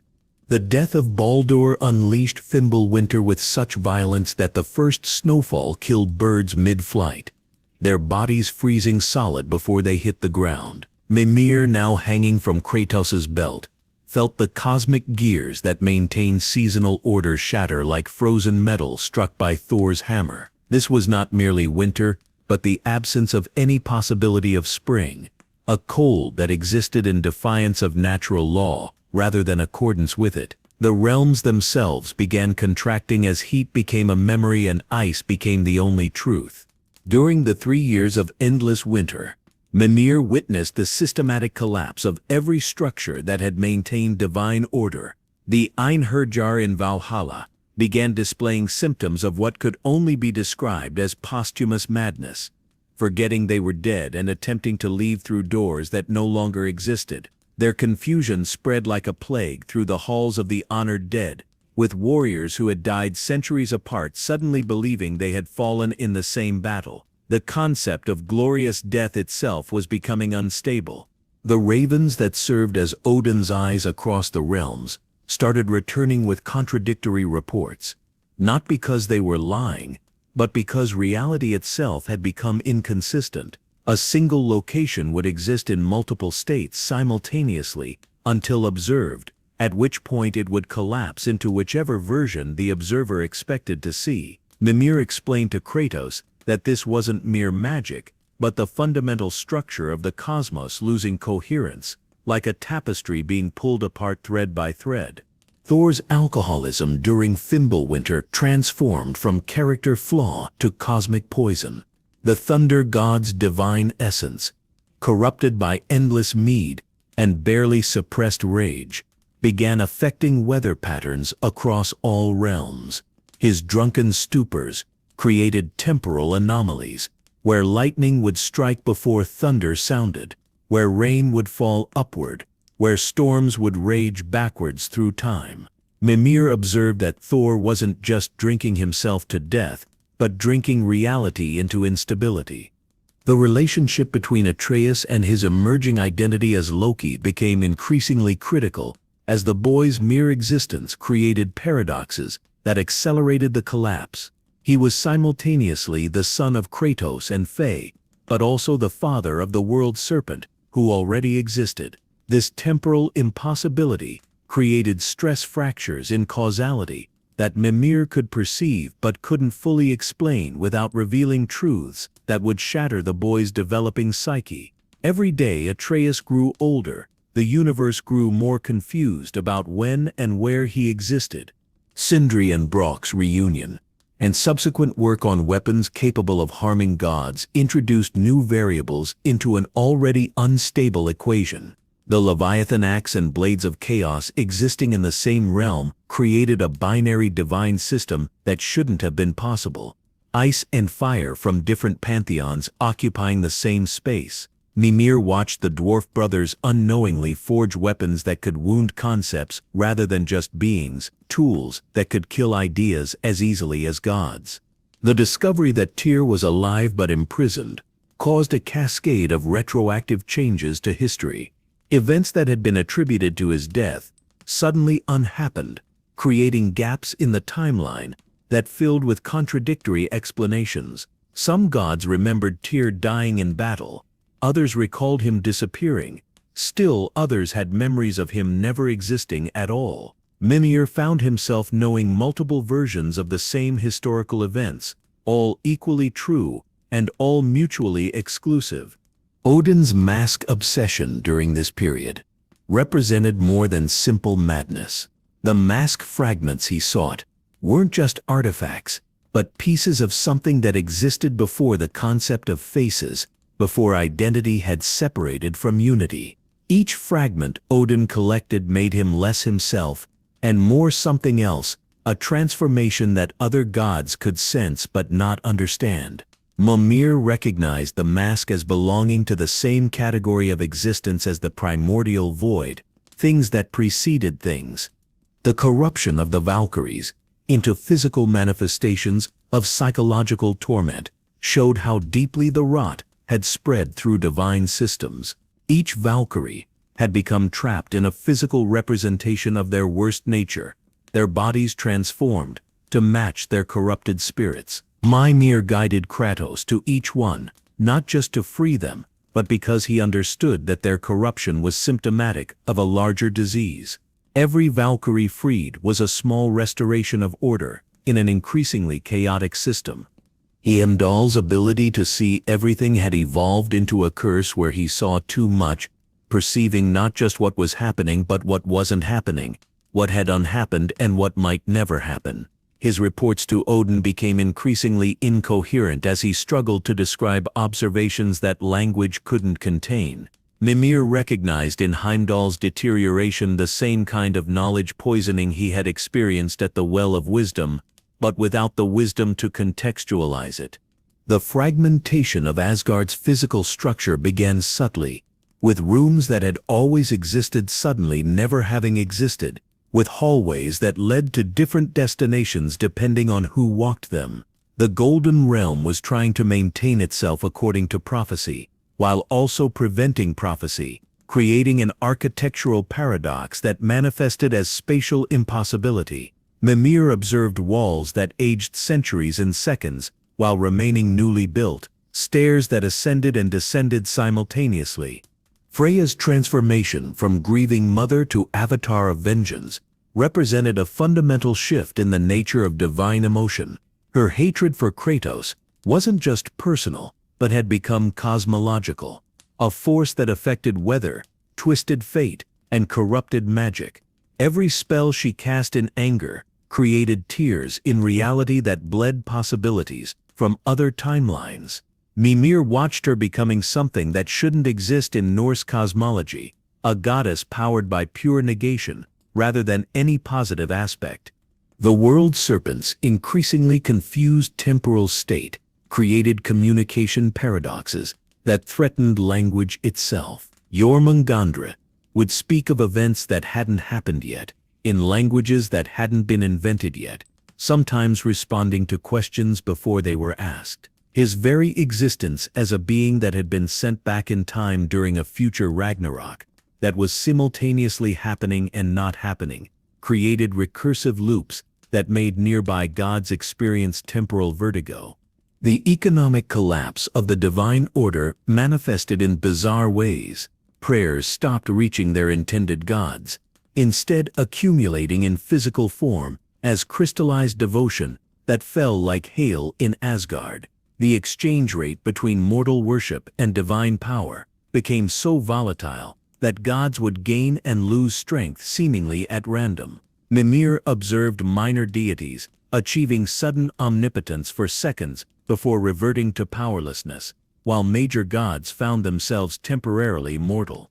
When Odin began appearing in multiple places simultaneously, not through illusion but through actual multiplication of his existence, Mimir understood that the All-Father was fragmenting across timelines in his desperate search for control. Each version of Odin was slightly different, shaped by different choices and experiences, yet all were simultaneously real. The confusion this created in divine politics was absolute, as nobody could be certain which Odin they were speaking to or whether agreements made with one applied to others. The discovery that Ragnarok had already begun, but also hadn't started yet, created a temporal paradox. that made prophecy meaningless. Events that required Ragnarok to have happened were occurring alongside clear evidence that it hadn't begun. Surtur sat in Muspelheim with his sword, both drawn and sheathed, ready to destroy Asgard, that was simultaneously already destroyed and perfectly intact. Mimir explained to Kratos that they weren't preventing or causing Ragnarok, but navigating through its quantum uncertainty. The final sign of complete systemic collapse came when dead gods began appearing in Midgard, not resurrected, but simply unforgotten out of death. They existed in a state between memory and reality, solid enough to speak, but translucent enough to see through. These ghost gods brought messages from non-existent futures and warnings about pasts that never happened. Mimir recognized them as symptoms of the Pantheon's death spiral, reaching its terminal phase, where the difference between existence and non-existence was becoming academic rather than actual. The infiltration of Odin into Kratos and Atreus's home disguised as Tyr represented a deception so perfect that even Mimir, with all his knowledge and wisdom, failed to perceive it initially. The All-Father had studied Tyr's mannerisms for centuries, absorbed his brother's memories through dark magic, and crafted a performance that went beyond mere imitation. He had become Tyr so completely that divine detection methods failed, as Odin had temporarily overwritten his own divine signature with that of the imprisoned god of war. The false Tyr's presence created subtle distortions in reality that Mimir began noticing only after prolonged exposure. Conversations would end with everyone remembering different final words. Objects moved when nobody was watching, not through magic, but through uncertainty about where they had been placed. Most disturbing was how the fake Tyr would sometimes respond to questions that hadn't been asked aloud, as if Odin's omniscience was leaking through his disguise. Mimir's growing suspicion manifested in carefully coded warnings that Kratos initially dismissed as paranoia. He would tell stories about shapeshifters who forgot their own identity, about gods who became so skilled at deception they deceived themselves, about the danger of trusting anyone who had been touched by Odin's magic. Each tale was selected to plant seeds of doubt without directly accusing, as Mimir knew that premature revelation would only drive Odin to more desperate measures. The moment of Brok's death shattered more than just the dwarf's existence. When Odin revealed himself by murdering the one being suspicious enough to see through his deception, he created a wound in reality that couldn't heal. Brok died without his complete soul, having lost part of it in an earlier death that Sindri had hidden from everyone. This incomplete death created a paradox where Brok was more than dead but less than non-existent, a state that violated fundamental laws of cosmology. Sindri's breakdown following his brother's murder transformed the master smith from creator to destroyer. His rage didn't manifest as violence but as a cessation of creation itself. Every weapon he had ever forged began to lose its edge. Every piece of armor started to crack. Every enchantment gradually failed. The universe was retroactively removing Sindri's contributions to it, as if his grief was so profound that reality itself was respecting it by undoing his works. The assault on Asgard began not with armies marching, but with reality itself, rejecting the realm's continued existence. The Golden Halls started experiencing what Mimir could only describe as existential doubt, questioning whether they had ever truly existed, or were merely the dream of a dying pantheon. Walls became suggestions rather than barriers, floors provided support based on belief rather than physics, and the sky couldn't decide whether it was ceiling or void. When Kratos, Atreus, and their allies breached Asgard's defenses, they found a realm that was already defeating itself. Einherjar warriors were fighting enemies from multiple timelines simultaneously, swinging at foes who existed in different moments. Some were battling giants who had been dead for centuries, while others fought future versions of themselves. The confusion was so complete that many simply stopped fighting, unable to determine who was enemy and who was ally. The confrontation between Thor and Kratos transcended physical combat to become a philosophical argument conducted through violence. Each blow exchanged wasn't just an attempt to harm, but to impose one's understanding of what godhood meant onto reality. Thor fought to preserve the old order, where might determined right, while Kratos battled for the possibility of gods choosing to be better. Mimir observed that their conflict was literally reshaping divine nature with every strike. Thor's moment of redemption came not through victory but through refusal. When ordered by Odin to kill Kratos, the thunder god looked at his daughter Thrud watching from the sidelines and chose to lower his hammer. This single act of defiance created a cascade of possibilities that hadn't existed moments before. Gods throughout Asgard suddenly realized that obedience to Odin was a choice rather than cosmic law, that prophecy could be refused rather than just fulfilled. Odin's murder of Thor for this defiance revealed the All-Father's complete transformation from wisdom seeker to existence denier. He killed his own son, not in rage but with casual indifference, as if Thor had become irrelevant to whatever Odin was becoming. The thunder god's death caused immediate meteorological chaos across all realms. As the force that had regulated storms suddenly ceased, lightning began striking randomly through time. Thunder echoed from futures that would never exist. The final battle's participants included entities that shouldn't have been able to coexist. Angerboda arrived with giants thought extinct. Surtur manifested while simultaneously remaining in Muspelheim, and the world serpent appeared as both its current self and future versions. The battlefield existed in a state of temporal superposition, where all possible versions of the battle occurred simultaneously until observed, at which point they would collapse into whatever version the observer expected.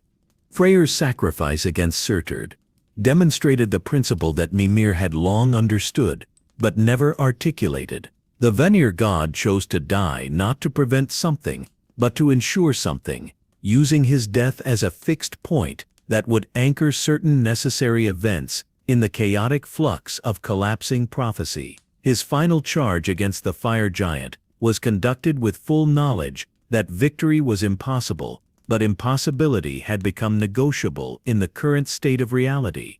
The revealing of Odin's true goal shocked even Mimir, who thought he had understood the depths of the All-Father's ambition.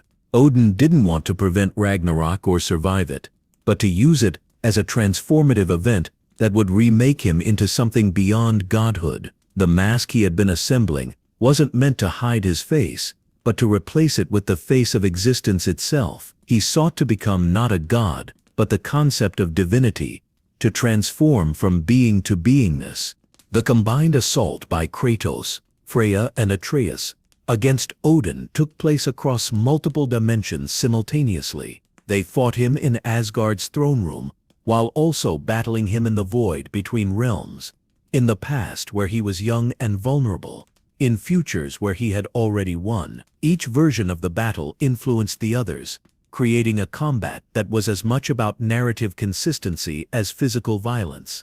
When Atreus trapped Odin's soul in a marble, the spell he used wasn't traditional giant magic, but something new, synthesized from multiple pantheons techniques filtered through his unique nature. As both god and giant, the marble containing Odin existed in a state of quantum uncertainty, simultaneously containing the All-Father and containing nothing, holding infinite power and absolute void. Mimir recognized this as the only prison that could hold someone who had partially succeeded in becoming conceptual rather than physical.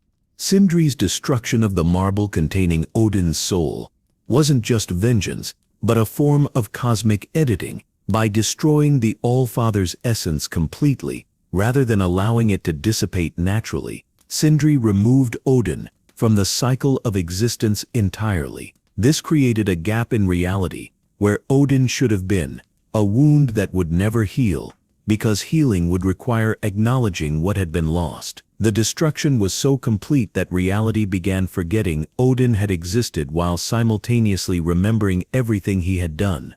The moment Surtur plunged his sword into Asgard's heart to initiate the realm's destruction, Mimir experienced a sensation of profound completion mixed with infinite loss.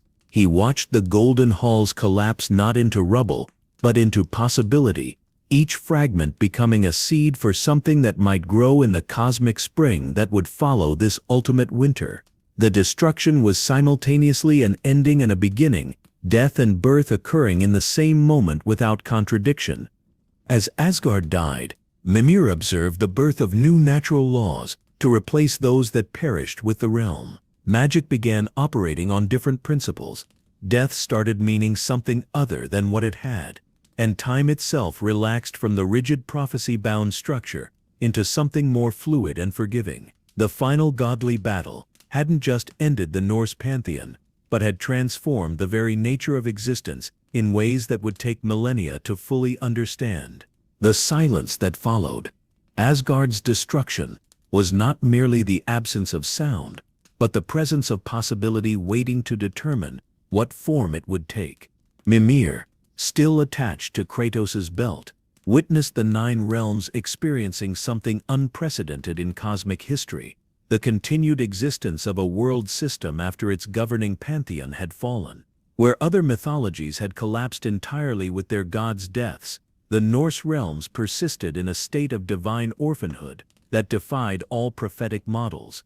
The immediate consequences manifested in ways both subtle and catastrophic. Without Odin's will maintaining the barriers between realms, boundaries became suggestions rather than laws. Mortals in Midgard reported dreams of walking through Alfheim's light gardens, while elves found themselves accidentally stepping into Jotunheim's ruins during morning walks. The Bifrost's destruction had not just eliminated fast travel, but had removed the concept of separated spaces, creating a merged reality where all 9 realms existed simultaneously in the same location, separated only by perception and intent. Valhalla's transformation under Freya's leadership represented something entirely new in divine architecture. The Hall of Honored Dead became a place of redemption rather than eternal warfare, where Einherjar could choose to process their violent deaths rather than endlessly relive them. Mimir observed fallen warriors putting down weapons they had carried for centuries, some weeping at the realization that their eternal battle had been meaningless, others laughing at the absurdity of fighting for a god who had never truly cared about their honor. The surviving Aesir gods found themselves in an existential crisis that transcended mere loss of power. Without Odin's dominant will defining their roles, they had to discover who they were beyond their functions.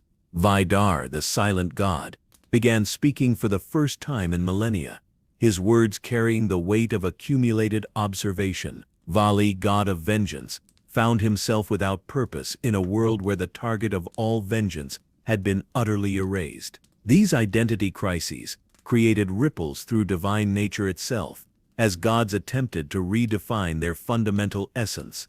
Kratos' decision to remain in Midgard as a protector, rather than ruler, established a new paradigm for divine-mortal relations. Mimir advised him on creating systems of governance that didn't require divine intervention, helping establish councils where humans, dwarves, and remaining peaceful giants could resolve conflicts through discussion rather than appealing to godly authority. This democratic approach to realm management was revolutionary in a cosmos that had only known autocratic divine rule. The reconstruction efforts revealed damage to reality's infrastructure that went beyond physical destruction. Certain concepts had been erased entirely during the final battle, leaving gaps in existence where important ideas used to exist. The word for a specific type of honor no longer had meaning. A color that had existed between blue and green simply wasn't anymore, and a particular emotion that gods could feel had become impossible to experience. Mimir catalogued these losses, understanding that each represented a narrowing of reality's potential. Freya's reconciliation with Kratos occurred not through forgiveness, but through exhaustion of anger. She approached him at the crater, where Asgard had fallen, and they stood in silence for 3 days before either spoke. When words finally came, they were not about Baldur or blame, but about the weight of surviving when everything you knew had ended.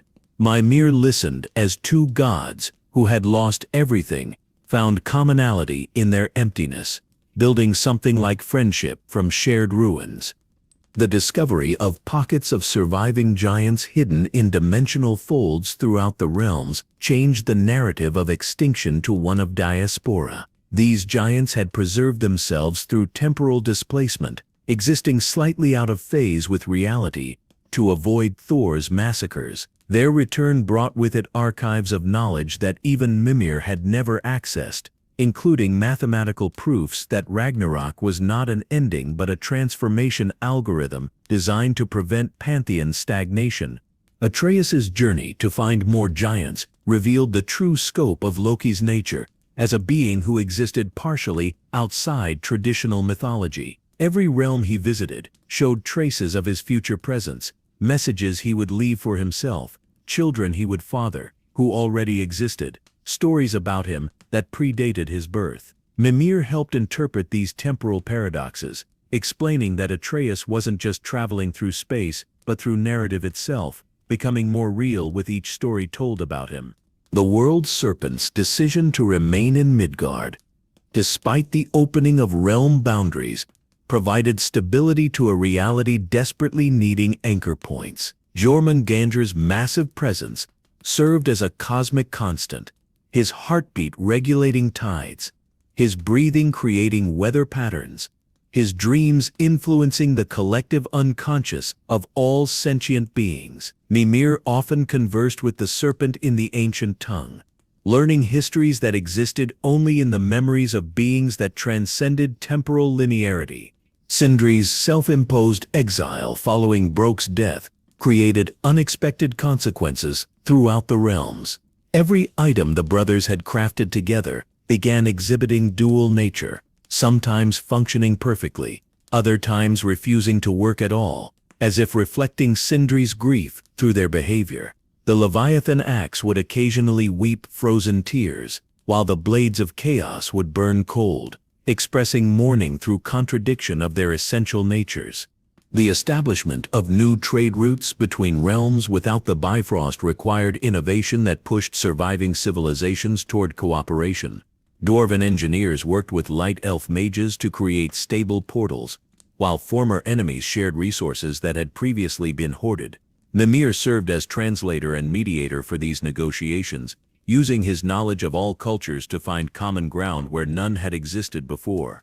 Environmental restoration, in the wake of Fimbulwinter's end, revealed that the realms had been fundamentally altered. By 3 years of cosmic winter, new species had evolved to survive the cold, while old ones had gone extinct. Rivers flowed in different directions, mountains had moved, and forests grew where deserts had been. The geography itself had been rewritten by suffering, creating a world that was familiar yet alien to its inhabitants. The question of what to do with Asgard's ruins sparked debates that revealed deep philosophical divisions among survivors. Some wanted to preserve it as a memorial to the old gods. Others demanded its complete erasure, while pragmatists suggested salvaging useful materials. Mimir proposed a compromise where the ruins would be allowed to decay naturally, becoming archaeology for future civilizations to interpret, ensuring that the story of the Aesir's rise and fall would survive even if their pantheon didn't. Unexpected allies emerged from the chaos, including former Valkyries, who chose to remain in physical form rather than return to their spiritual nature. These beings, caught between mortal and divine, established sanctuaries where survivors of all species could find healing. They used their knowledge of death and resurrection to help traumatized souls process the incomprehensible losses they had witnessed, creating therapy from theology.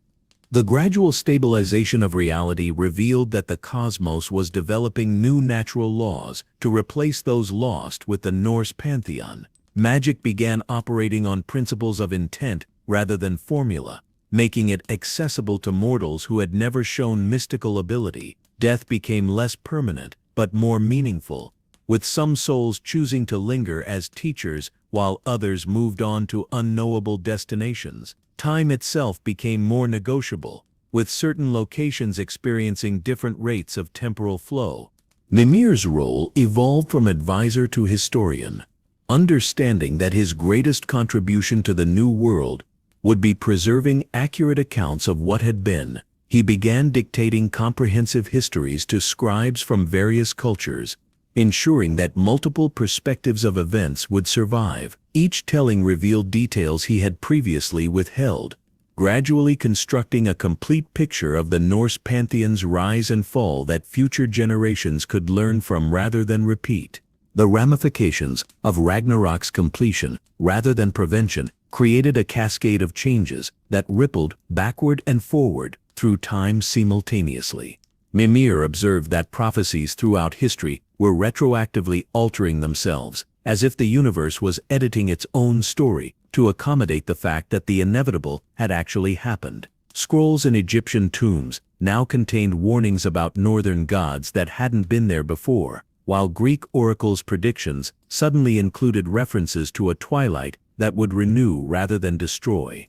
The concept of godhood itself underwent fundamental transformation across all remaining pantheons.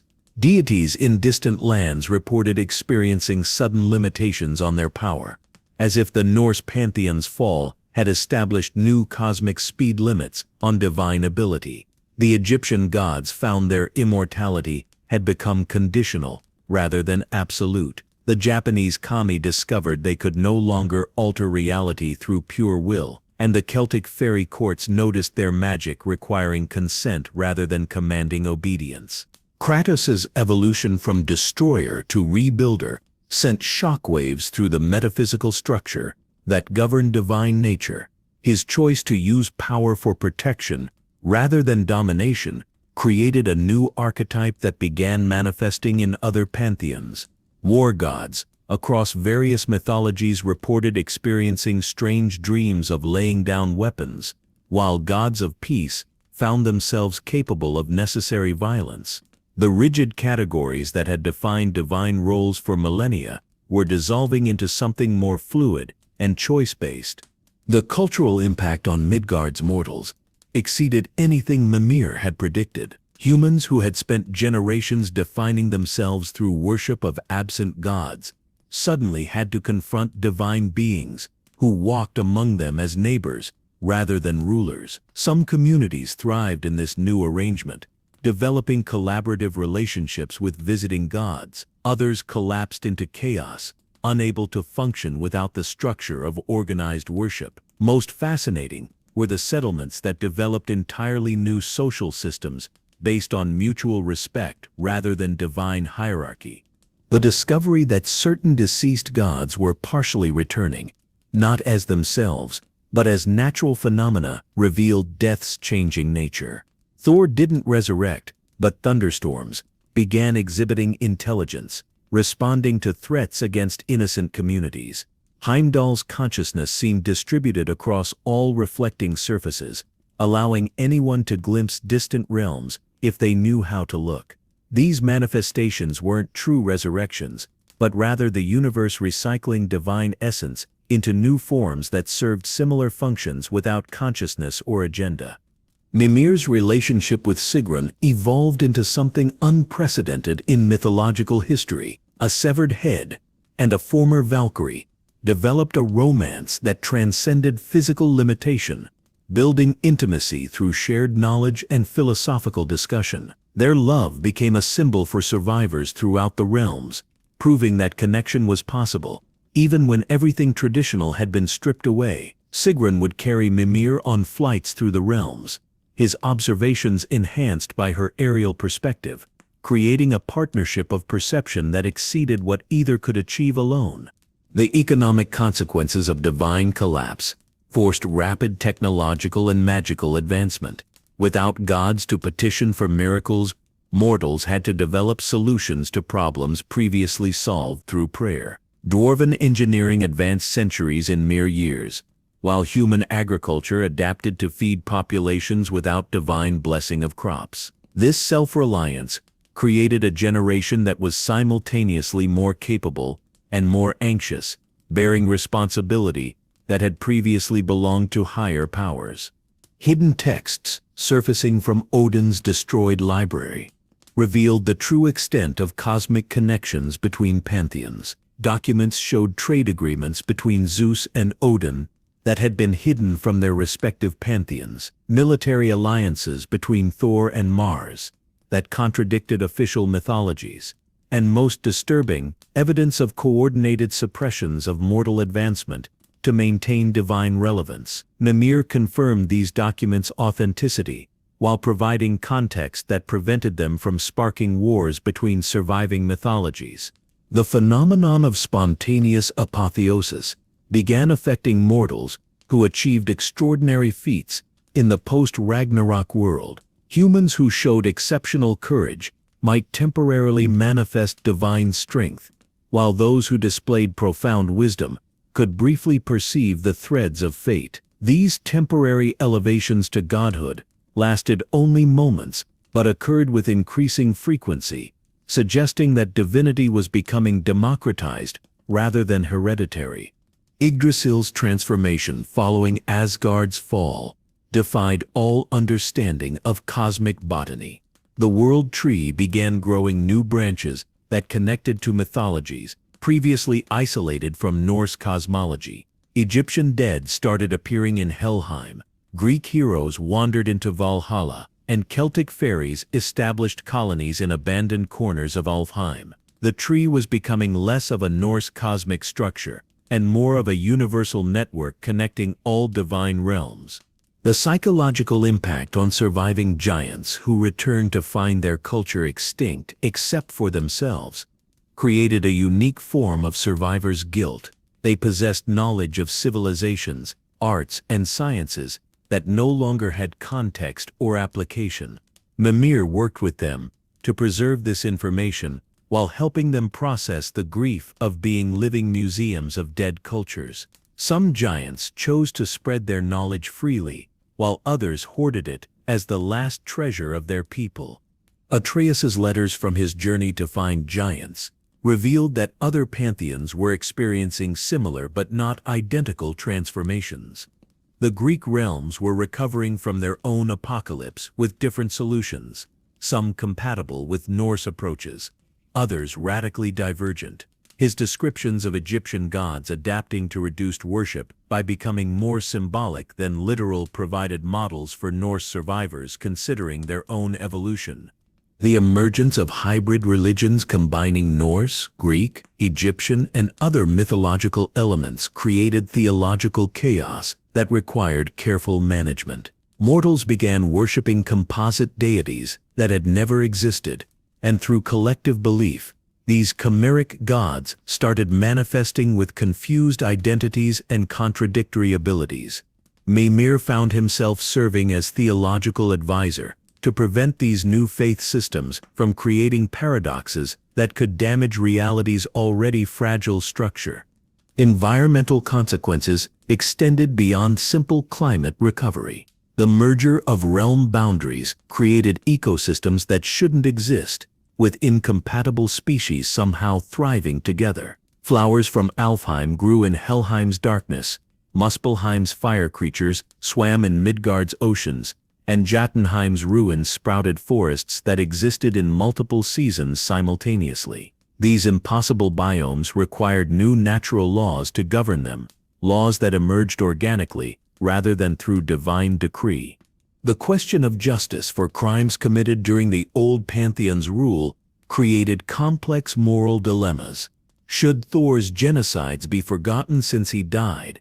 Could Odin's victims seek recompense from a being that had been completely erased? How should survivors treat those who had willingly served tyrannical gods? Mimir participated in tribunals that attempted to address these questions, though every answer seemed to create new problems requiring their own solutions. The slow realization that Ragnarok had not been unique to Norse mythology, but was part of a universal pattern affecting all pantheons simultaneously, changed how survivors understood their experience. They weren't special in their suffering or unique in their survival. Every mythology was undergoing similar transformations, suggesting coordination by forces beyond even divine comprehension. This knowledge was both humbling and terrifying, implying that even the gods had gods above them.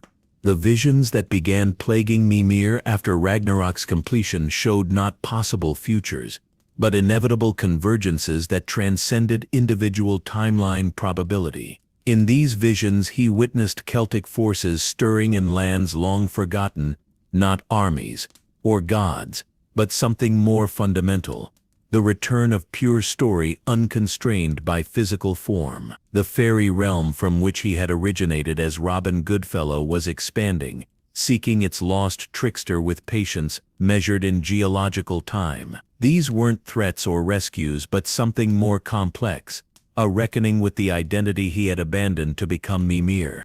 Modern archaeological discoveries in the ruins of Asgard revealed artifacts that shouldn't exist according to any historical record. Weapons bearing makers' marks from pantheons that hadn't emerged yet, prophecies written in languages that were still evolving, and most disturbing, personal effects belonging to gods who had never been born. These anachronistic items suggested that Ragnarok hadn't just ended one timeline, but had collapsed multiple potential futures into a single paradoxical present where all possibilities existed simultaneously until observed.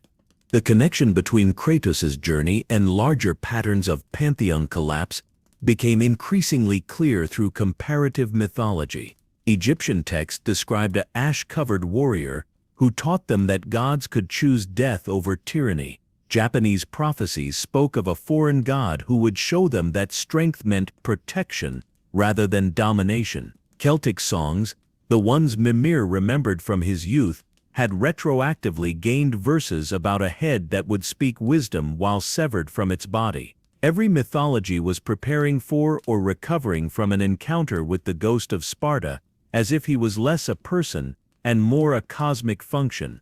The disturbing truth about Atreus' nature as Loki revealed itself through careful observation of causality around him. Events didn't happen to him or because of him, but seemed to happen through him, as if he was a lens through which possibility became actuality. His search for giants wasn't just physical travel but ontological exploration, each giant he found bringing an entire extinct culture back into potential existence. Mimir understood that Atreus wasn't finding giants so much as creating them through observation, collapsing quantum uncertainties into specific realities.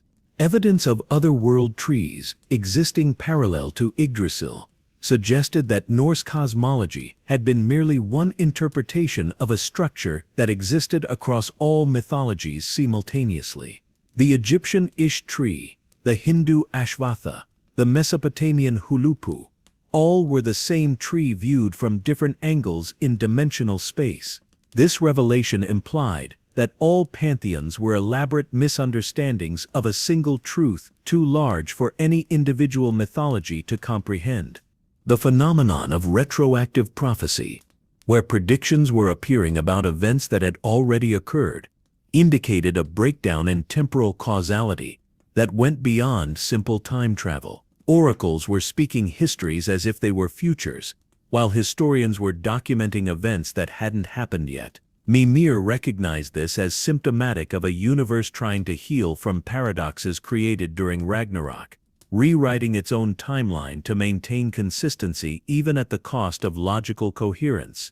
Strange reports from realm boundaries described encounters with beings that weren't quite gods, but were definitely more than mortal. These entities appeared to be refugees from failed timeline branches, versions of gods from futures that had been prevented, existing in a state of partial reality. They possessed memories of events that never occurred, mourned people who had never existed, and sought homes in worlds that didn't recognize them. Their presence suggested that preventing prophecy didn't eliminate the futures it described, but displaced them into parallel existences that occasionally leaked into prime reality.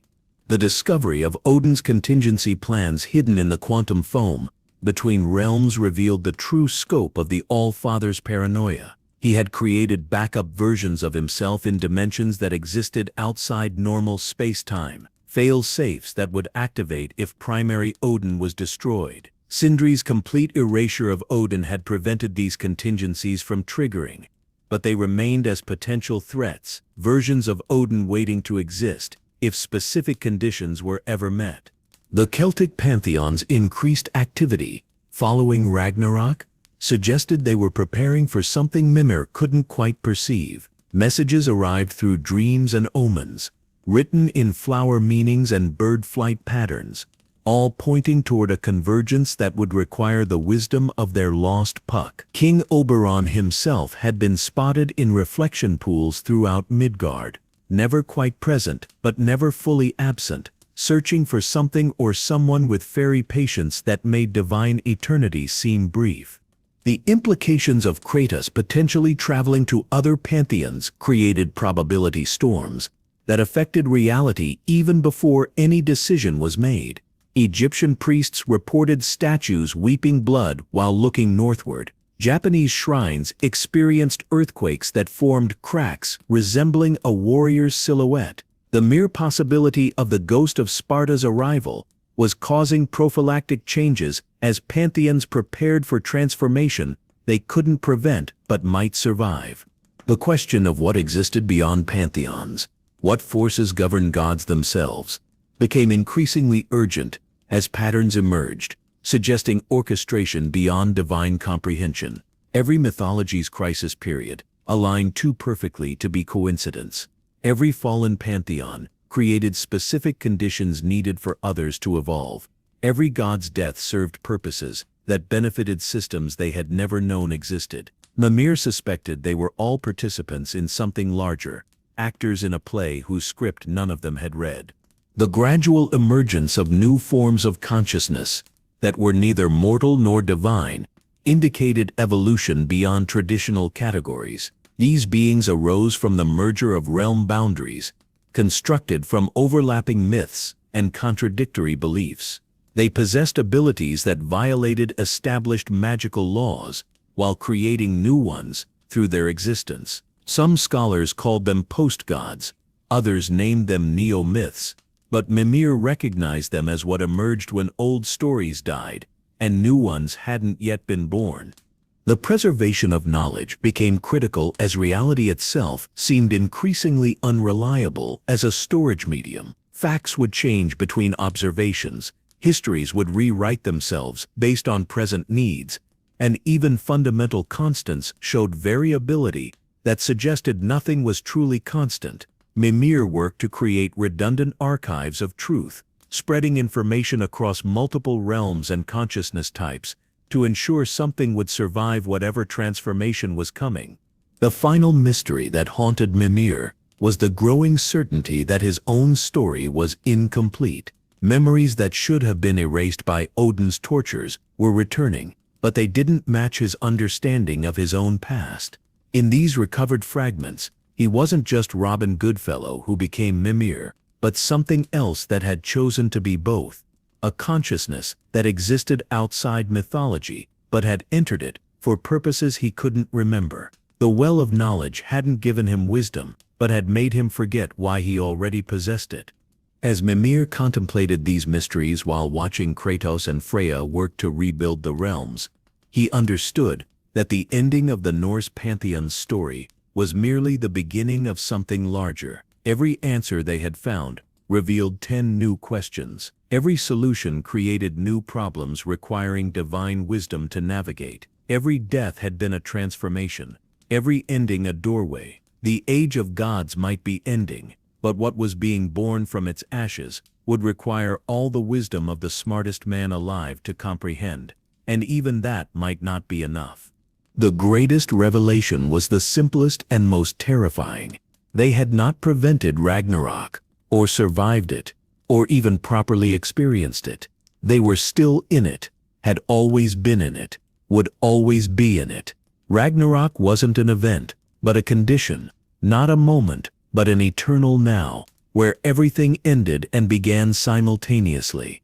And somewhere in that eternal twilight, a severed head continued speaking wisdom to anyone wise enough to listen, knowing that the real story had yet to begin.